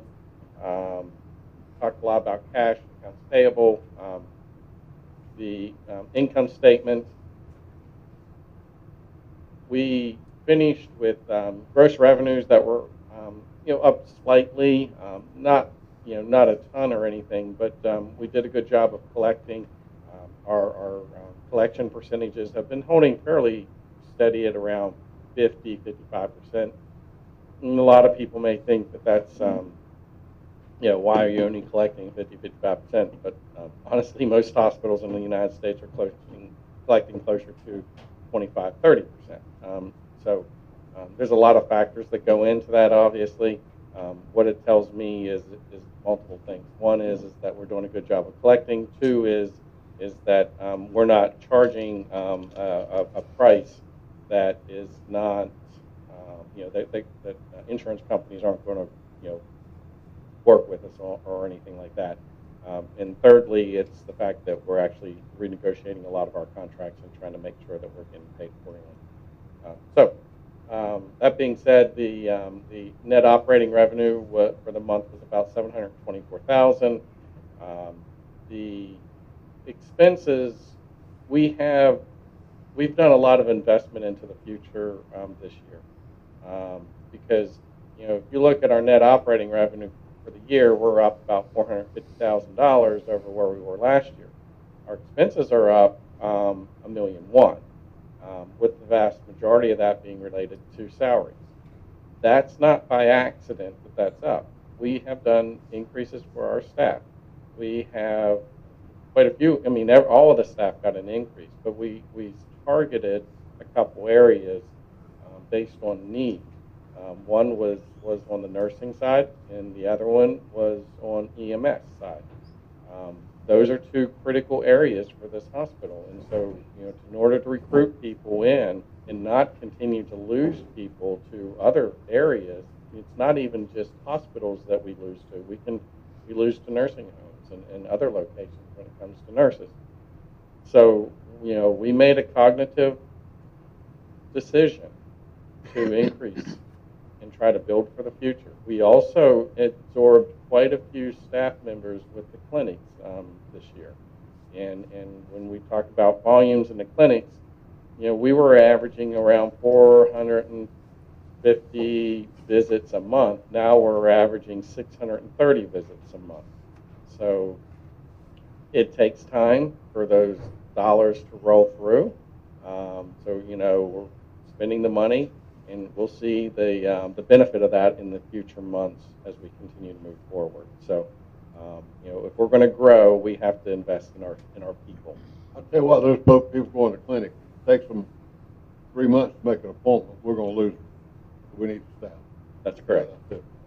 And Tom mentioned about the volumes.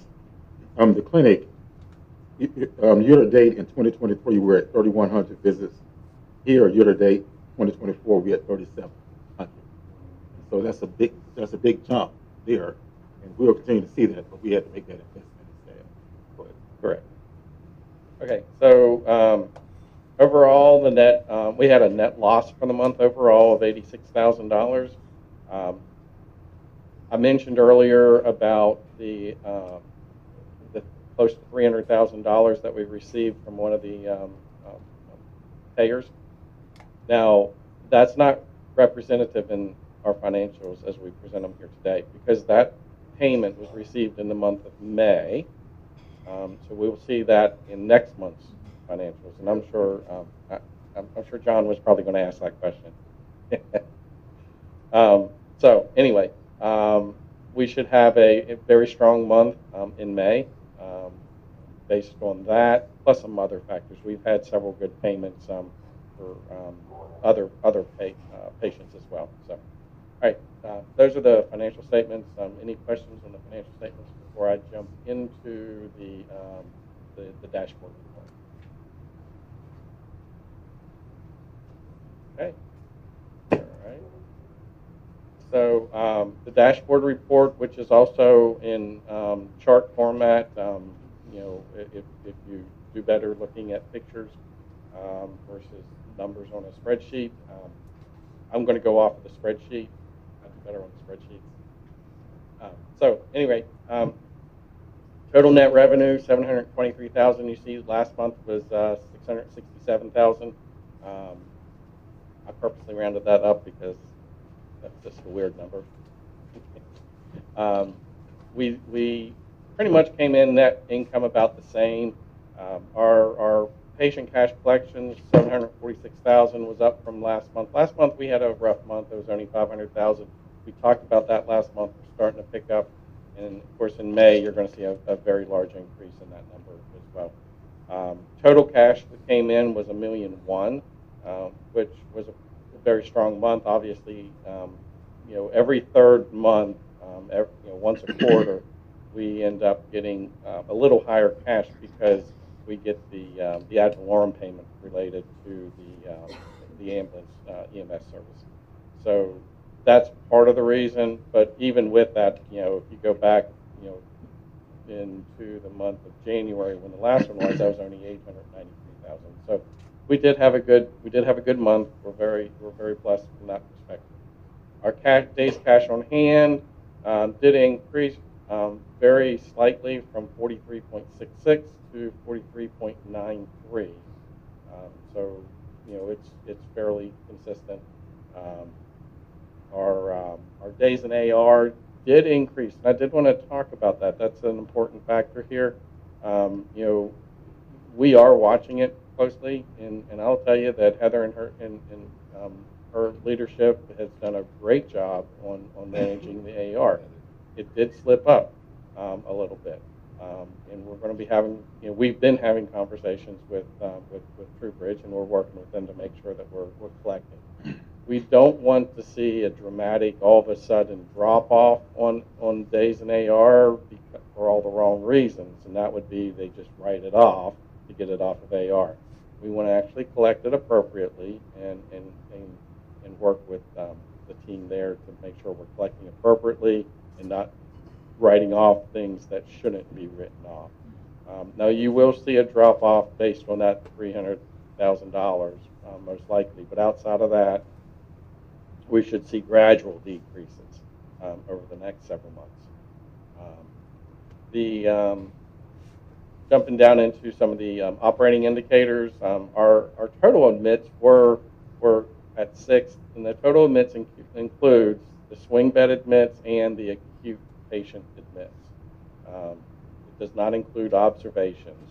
Observations would be considered an outpatient visit.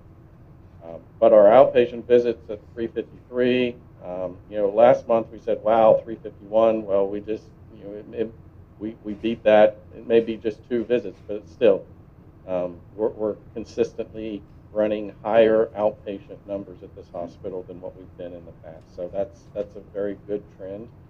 The emergency Tom. room, yes. Do we have an idea what the number of observation admissions were? Yeah, actually, give me a second. And the reason I bring that up is because for Courtney, I mean, she's still going to have to staff her staff to take care of that observation, even though it's not classified as an inpatient. We're still taking care of that patient in the bed. So.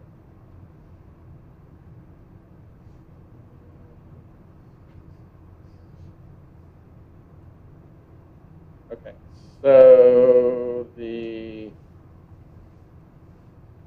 we had 10 additional observation admits for a total of 11 observation days in the month of April. 11 more 23 hours. And typically, I'm just looking at the trend across the months and everything here.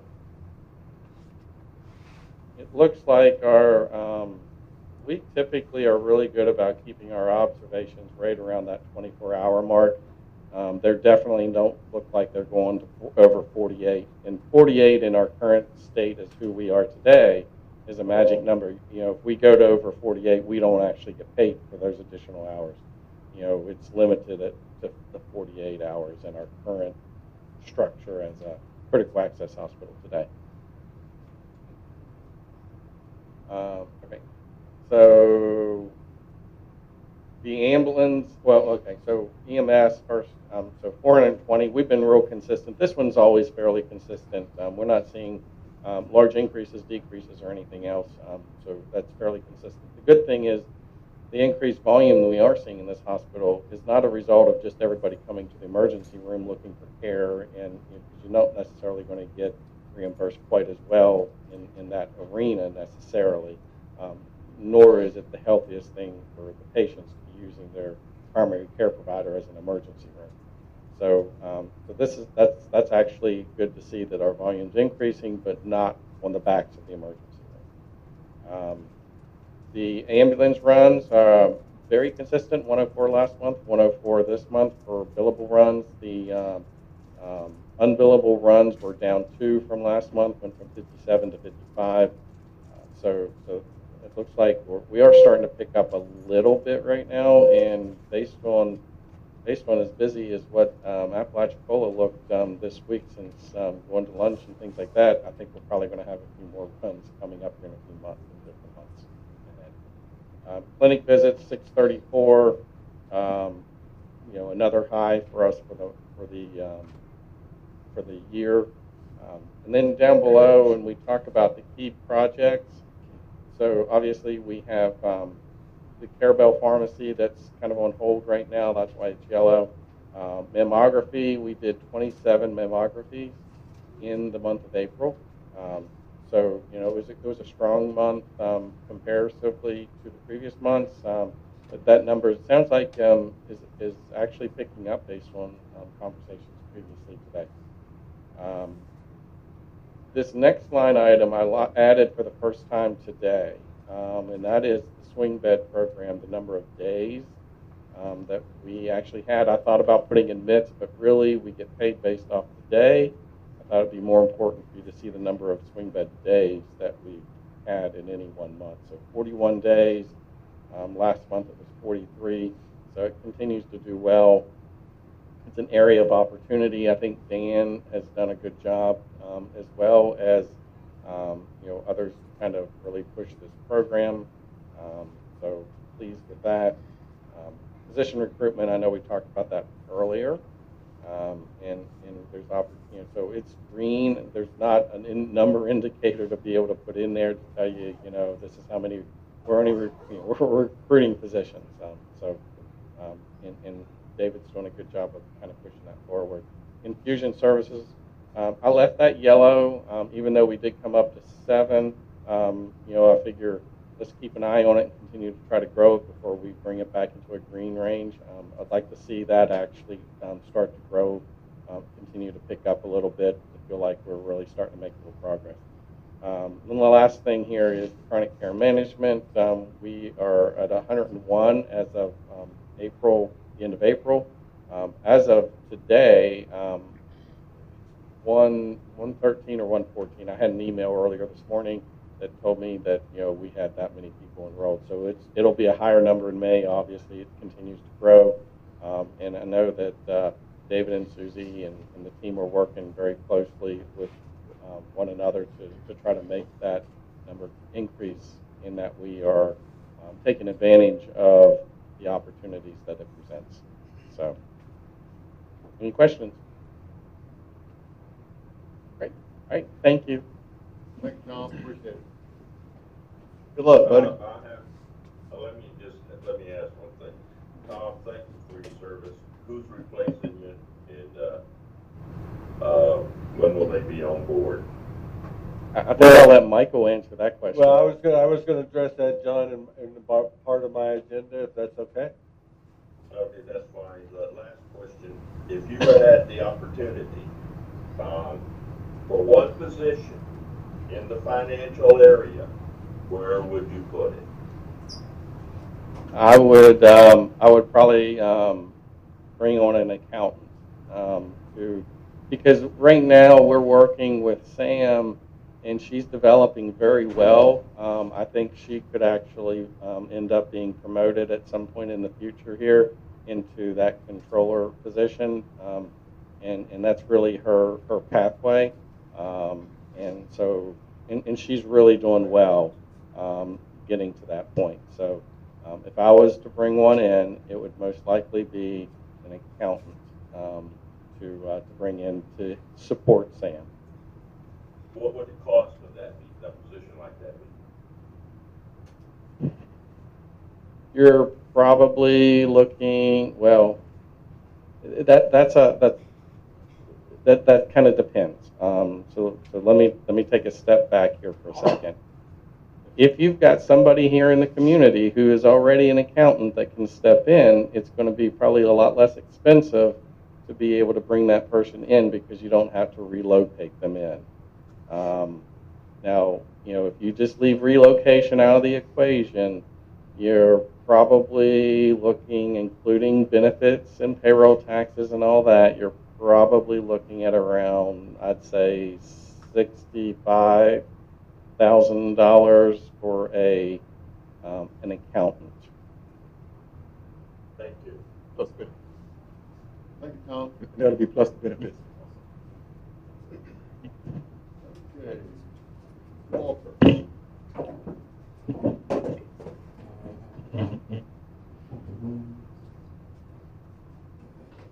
Well, 11:15, we're moving right along here. Thank y'all for your patience. Just some high-level stuff on my report. First few items we've already talked about. Healthcare consultants, I just want to bring you up to date on that. The County Commission interviewed their last consultant on May 21st. The Commission will decide on which consultant to work with. As soon as I get information about which consultant they have selected, I will notify the board. Hopefully, they can make a selection by next month, but I'll let the board know that as soon as I get that information. The Rural Emergency Hospital designation, I have Melanie pass some information out to you all. I sent this out to you yesterday. Governor DeSantis signed the Rural Emergency Hospital licensure legislation on May 28th. Rural hospitals in Florida are now eligible to apply for the new designation as of July 1st. And Michael Kozar can speak later about what's happening on the federal level with the rural hospital designation. Community health needs assessment. Weems completed a community health needs assessment coordinated by Melinda Munich, M13 Management Partners. When Melinda did the strategic plan, we asked her to provide certain questions that could be used during our community health needs assessment. Community health needs assessment is very critical in understanding, prioritizing, and addressing community health needs. The following community health needs were identified: access to care and mental health. For the health part of it, Weems is better to address access to care, and we will continue to partner with other community resources in addressing mental health services. So I'll send you a copy if you want a copy of the community health needs assessment, but we will post that to our website. The bylaws and conflict of interest statements. Just to update you, the bylaws and conflict of interest statements are being reviewed by Attorney Schuler. Attorney Schuler have told me that he will have his review completed by early next week. And so as soon as we get the bylaws from Attorney Schuler, I'll send it out to the board members. Attorney Schuler and I did talk last week about the conflict of interest statement. I sent him our policy last week about that because in the conflicts of interest statement, he has a statement in there about tax exempt status. And we had a policy also that indicated that we were tax exempt. So he'll take a look at that, probably redo that, take that out of that, and I'll bring it back to the board for signatures, hopefully at the next meeting, the June 27th meeting. So John and I had talked about that. I know he's happy to get that, hopefully get that review in place. We're gonna have to re-sign them statements. Yeah, we have to re-sign the statements because the statement says that we are tax exempt, but from all other indications, we're probably not tax exempt here. The rural capital improvement grants, let you know, the 2024-25 grant period was open. We submitted our application to the state. This is the rural capital improvement money that we've been advocating with the state legislatures for. Most of your rural hospitals will receive $476,000. Like I told you before, $366,000 of those dollars would be to renovate my office and the office next to it to bring the CT machine inside. We will use $21,000 to install new camera systems in the hospital as well as both clinics. $59,000 will be used for IT hardware switch replacements, and $33,000 will be used to do the flooring in the ED. The flooring in the ED, no matter how much we wax it and clean it, it still looks bad. So we'll do that. And then for the summer months, the staff here, we will be having casual wear for the hot summer months. For our employees here, we'll be professional casual wear. So, that's a treat for the staff so they can come casual and comfortable while they're serving the community here.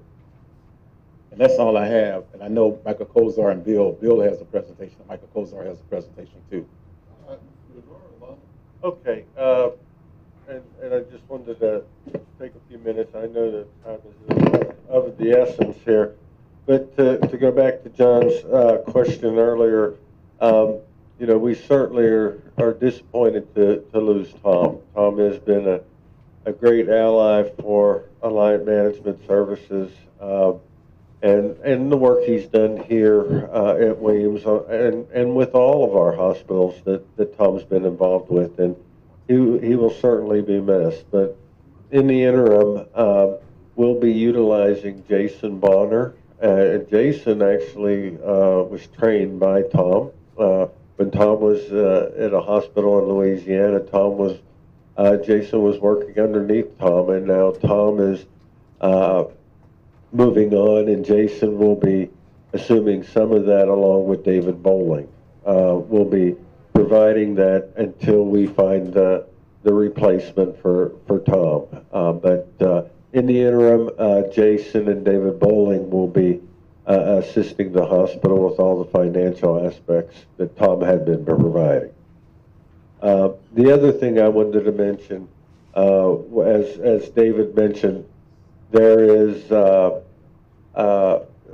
two bills that are pending, and David mentioned that the state had, or the governor has signed off on the law allowing the rural emergency hospital categories. There's two bills on the federal level that have been introduced, and one on the House side actually changes and allows certain things to be added back into the rural emergency hospital. On the House bill, of course, one of the questions that has always been asked is, what about these hospitals that had closed at a certain period of time? And up until now, the requirement was you had to be in operation as of December 27th of 2020. Now the House bill takes that back to 2015. So if you were open on 2015 and closed since then, you'd still be eligible to convert to a rural emergency hospital. But the other thing that the House bill allows is 340B for a rural emergency hospital, It allows swing bed, and it allows distinct part units, which means that you could have a psych unit or some of those categories. Now, on the Senate bill, the one thing that was left out, all those things were included, the swing bed, distinct part units, but 340B was left out on the Senate bill. Don't know why that occurred, but it took actually the retro date back to 2014. So there's some slight variations, but in both bills that are being proposed right now would allow hospitals that convert to a rural emergency hospital to be able to continue to have swing beds or to have psychiatric beds or some other kind of beds which are not now currently being permitted. So there is some changes which we anticipated. You know, it's like when critical access hospitals got rolled out through the years, there's always, excuse me, there's always been changes and updates and regulations, and the same thing's happening with the rural emergency hospitals. So, you know, the two big things, you know, that we always have been pushing for, and the folks at the National Rural Health Association that we participate with, you know, is swing beds, because that's a considerable source of revenue for hospitals. And the second is the 340B program. If those two things come in, I think you will see a significant amount of facilities make that determination. Again, the numbers across the state are still across the United States, are still relatively low. They had expected more hospitals to convert to this to try to stay open, but when you take out the 340B, you take out the swing bed, that really limits, you know, you're in some cases losing more money by converting to rural emergency hospitals than what you would have right now. So, you know, if those two changes, or those House bill and Senate bill, what I assume is they'll come into a conference and there will be some combination of those things that would actually get passed, but that could be a game changer for a lot of facilities. That sounds real good. Where are they at? Where are the bills at now? Are they in committee or out of committee? Or I know they were introduced within the last 3 weeks. I don't know the exact status of them right now. I should find out a little bit more about that, but we had an update recently at the Florida Rural. David and I serve on the Rural Committee for the Florida Hospital Association, and there was a presentation done by them just a couple weeks ago on that also. So as we get more information, I'll certainly pass it on to you as we move forward. But that was really the two main things, Tom's replacement and our actions moving forward, and of course the updates with the rural emergency hospital. So, any questions?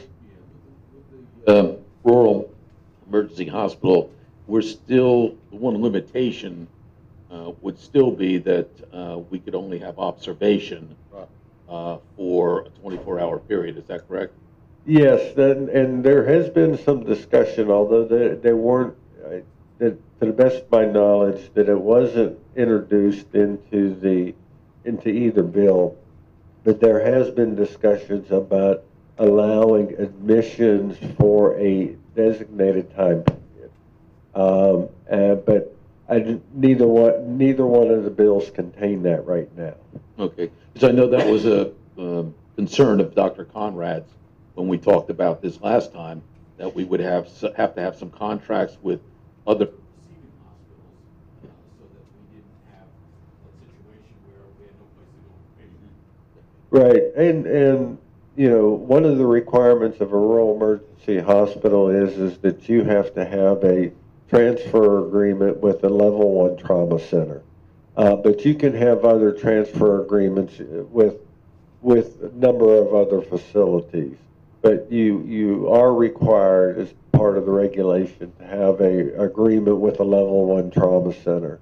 But for example, I guess TMH would probably be the only level 1 trauma center really in the area here, but that doesn't prevent you from have transfer agreements with, you know, Capital Regional or Bay Medical or Gulf Coast. So you could have multiple transfer agreements, but one has to be a level 1 trauma center. Yeah.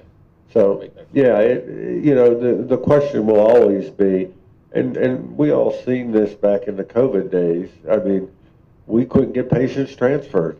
You know, I mean, I can remember David called me on the weekends and say, we have a patient that needs oxygen and we can't get them anywhere. Can any of our hospitals take them, or Alliant hospitals take them?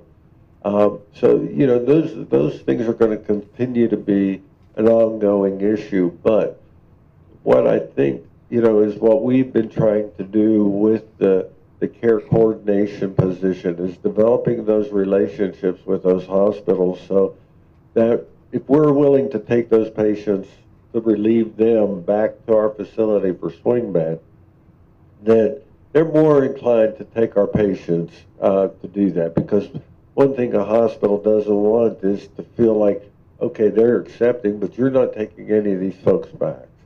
So, you know, that's where with the rural emergency hospital, if we're able to have that swing bed component, we'll be able to continue to have that relationship and bringing those patients back to our community that no longer need that care at that larger facility.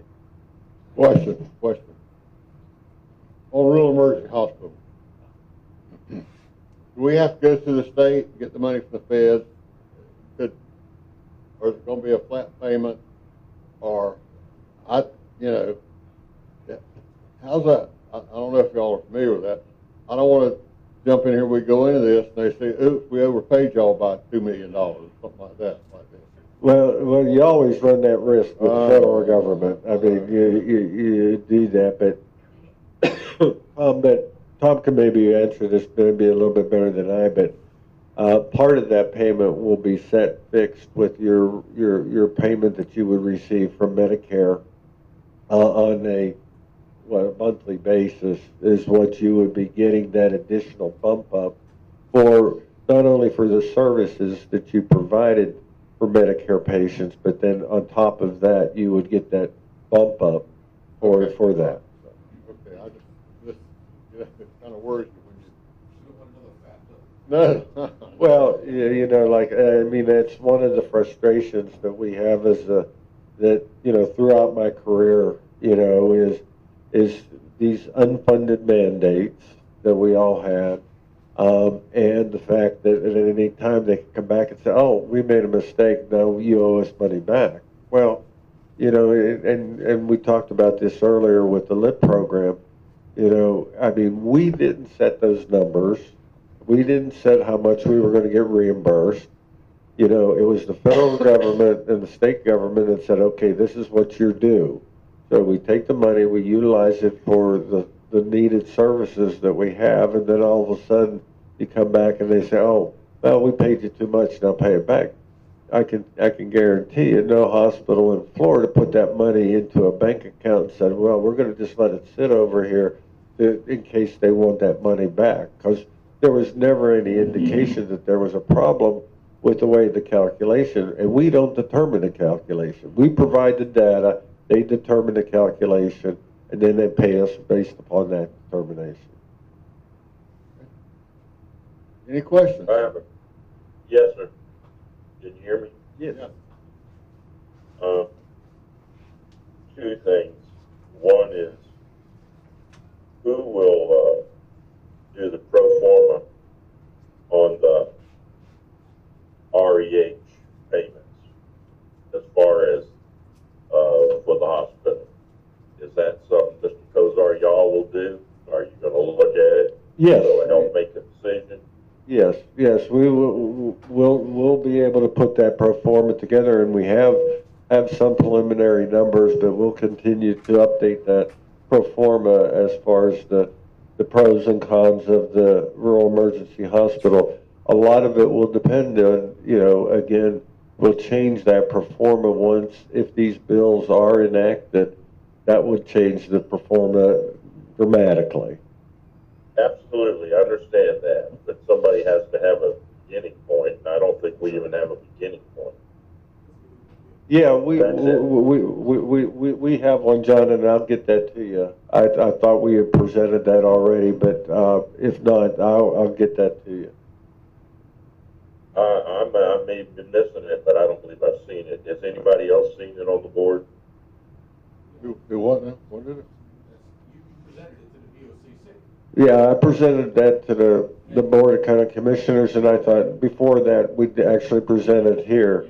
But I'll resend that, John, to you. Thank you. Thank you, Doug.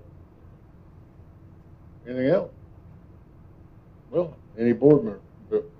David, we leave anything out? Yeah, Bill. Bill, I'm sorry.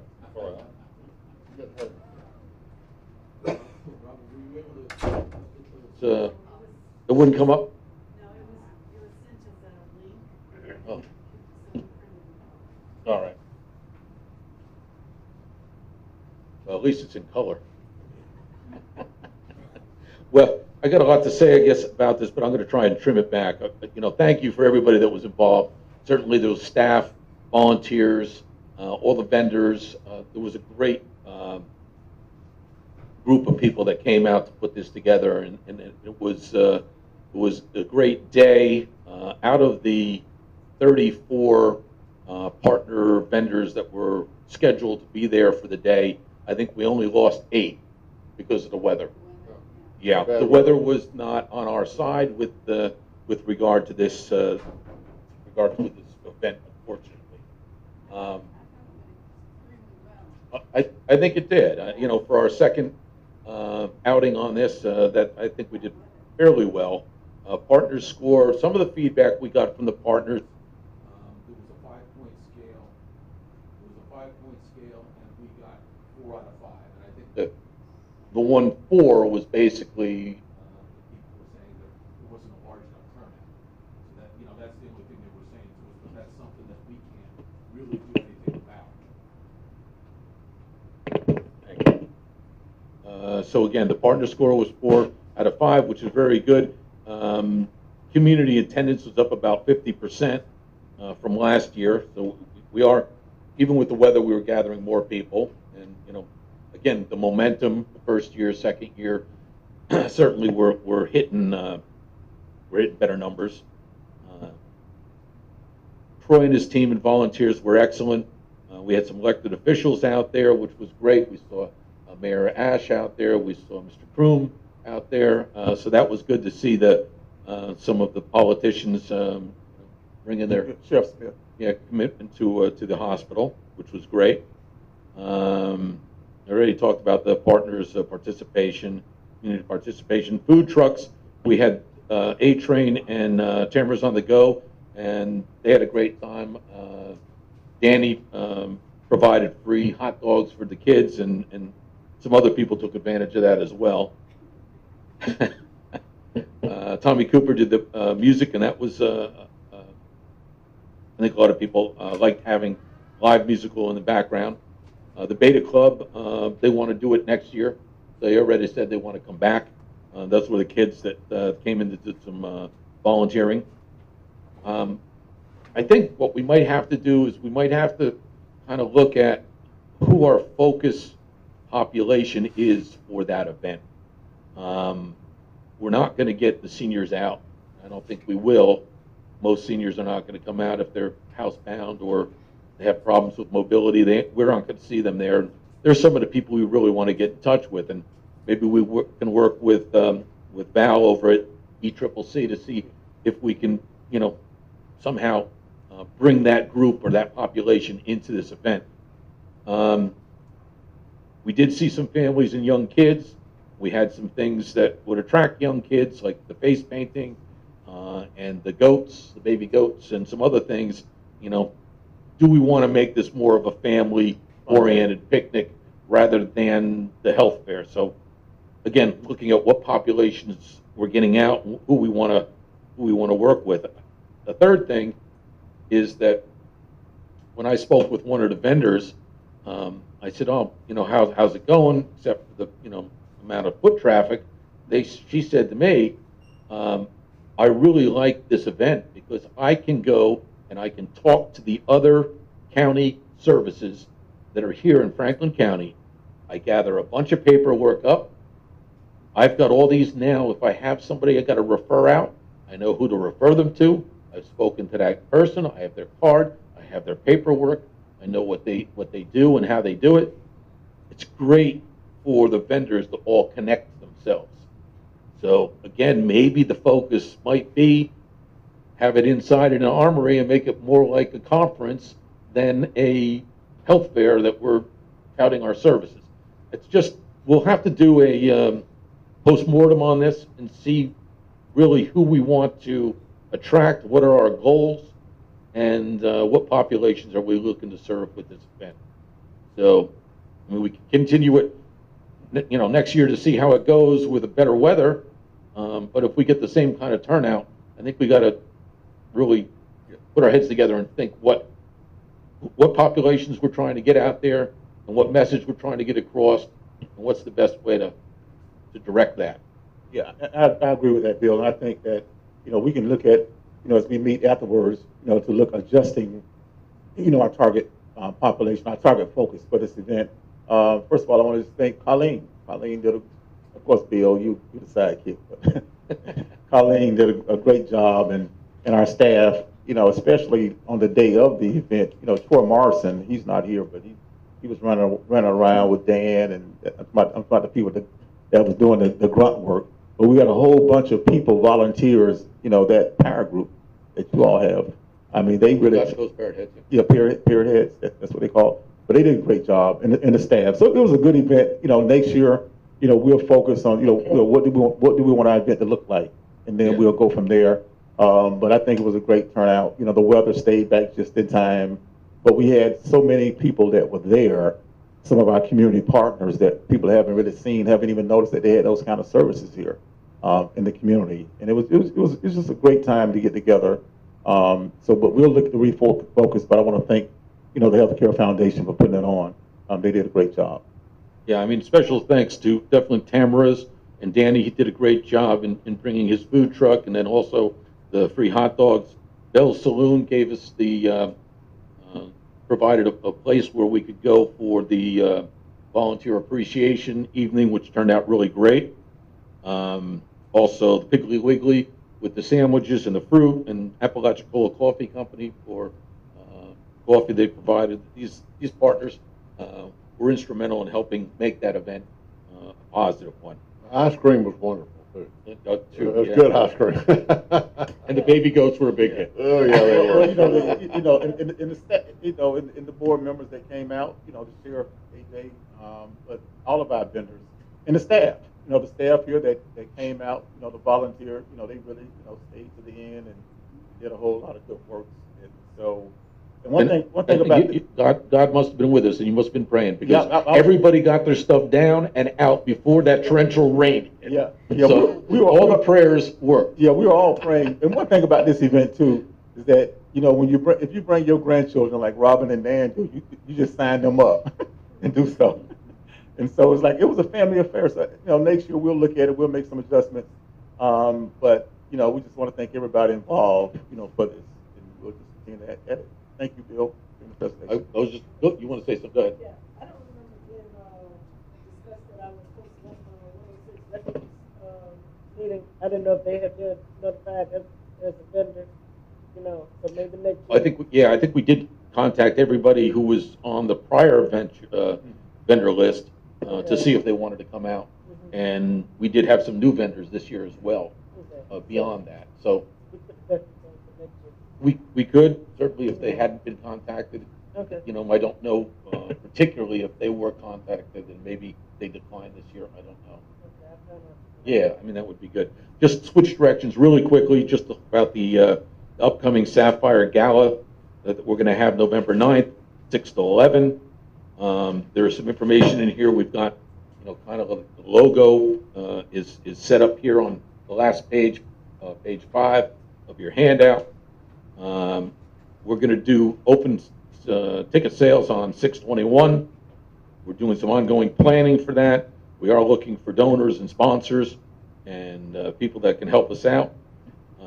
We are going to really kick this off July 3rd celebration downtown when they do the fireworks display. We're going to have a tent there. We're bringing in the Main Squeeze lemonade stand to come with us, and they're going to pass out lemonade for a cost. I think we're going to get a piece of that action. We're giving them cups, which are going to have a QR code on them, which people could then go straight to that site, and they can buy tickets for the gala. I think we're going to also raffle off 2 tickets to the gala for people that come up. So we'll have some names and phone numbers and of interested parties that we can go back to if we need to go back to people and to bump up sales. So I think that's all going to be a positive kickoff to it, and we'll see what kind of response we get. But we're going to be very visible at that July 3rd celebration. I don't know, as you already know, we have the location, which is the Armory. We have Scratch 2020 as the band, and we have Tamara's on the Go is going to be the food service. So we've got the big 3 already set up. That's all I got. Unless somebody has questions. I went to the thing here, and everybody enjoyed it. The informal atmosphere. Sheriff Smith mentioned how much he enjoyed it too. Proud to be, he's always community oriented. He loves to do community. We got a great picture of him carrying around a goat. Well, that's good. I want to mention, I saw all the staff here volunteering, and that was wonderful. Seemed like everybody had a nice time and everything. It was nice to be around and see a bunch of people there. And then, And the ice cream was wonderful. Yeah. I just want to, that ice cream was by Bluebell. You know, Bluebell has been a good partner with the hospital. You know, they've always given us free ice cream. But June 21st, you know, that's the kickoff luncheon here, going to be at the hospital here. We're going to recognize former employees and current employees, you know, with the help of the foundation here. So the board will get more information about that as well. Yeah, this hospital, 65 years. That's a big achievement. Okay. Quick question, David, can y'all hear me? Yes. Okay, quick question. David, I still don't see anything coming out on any of the next door applications. Can you give us a report on that next time? Yeah, I can, and I've been posting. So you haven't seen any of my posts, Don? No, sir. Okay. Well, I've been posting it on my personal Nextdoor app. I know I did EMS week, so I don't know if you get that, but I'll check with Christy to find out if our account, Weems account, we're not up and running yet. So I have a personal account that I've been posting on. I posted last week. So Murders, check to see if you can see. Okay, I need to see if my post is coming through or not. Okay, thank you.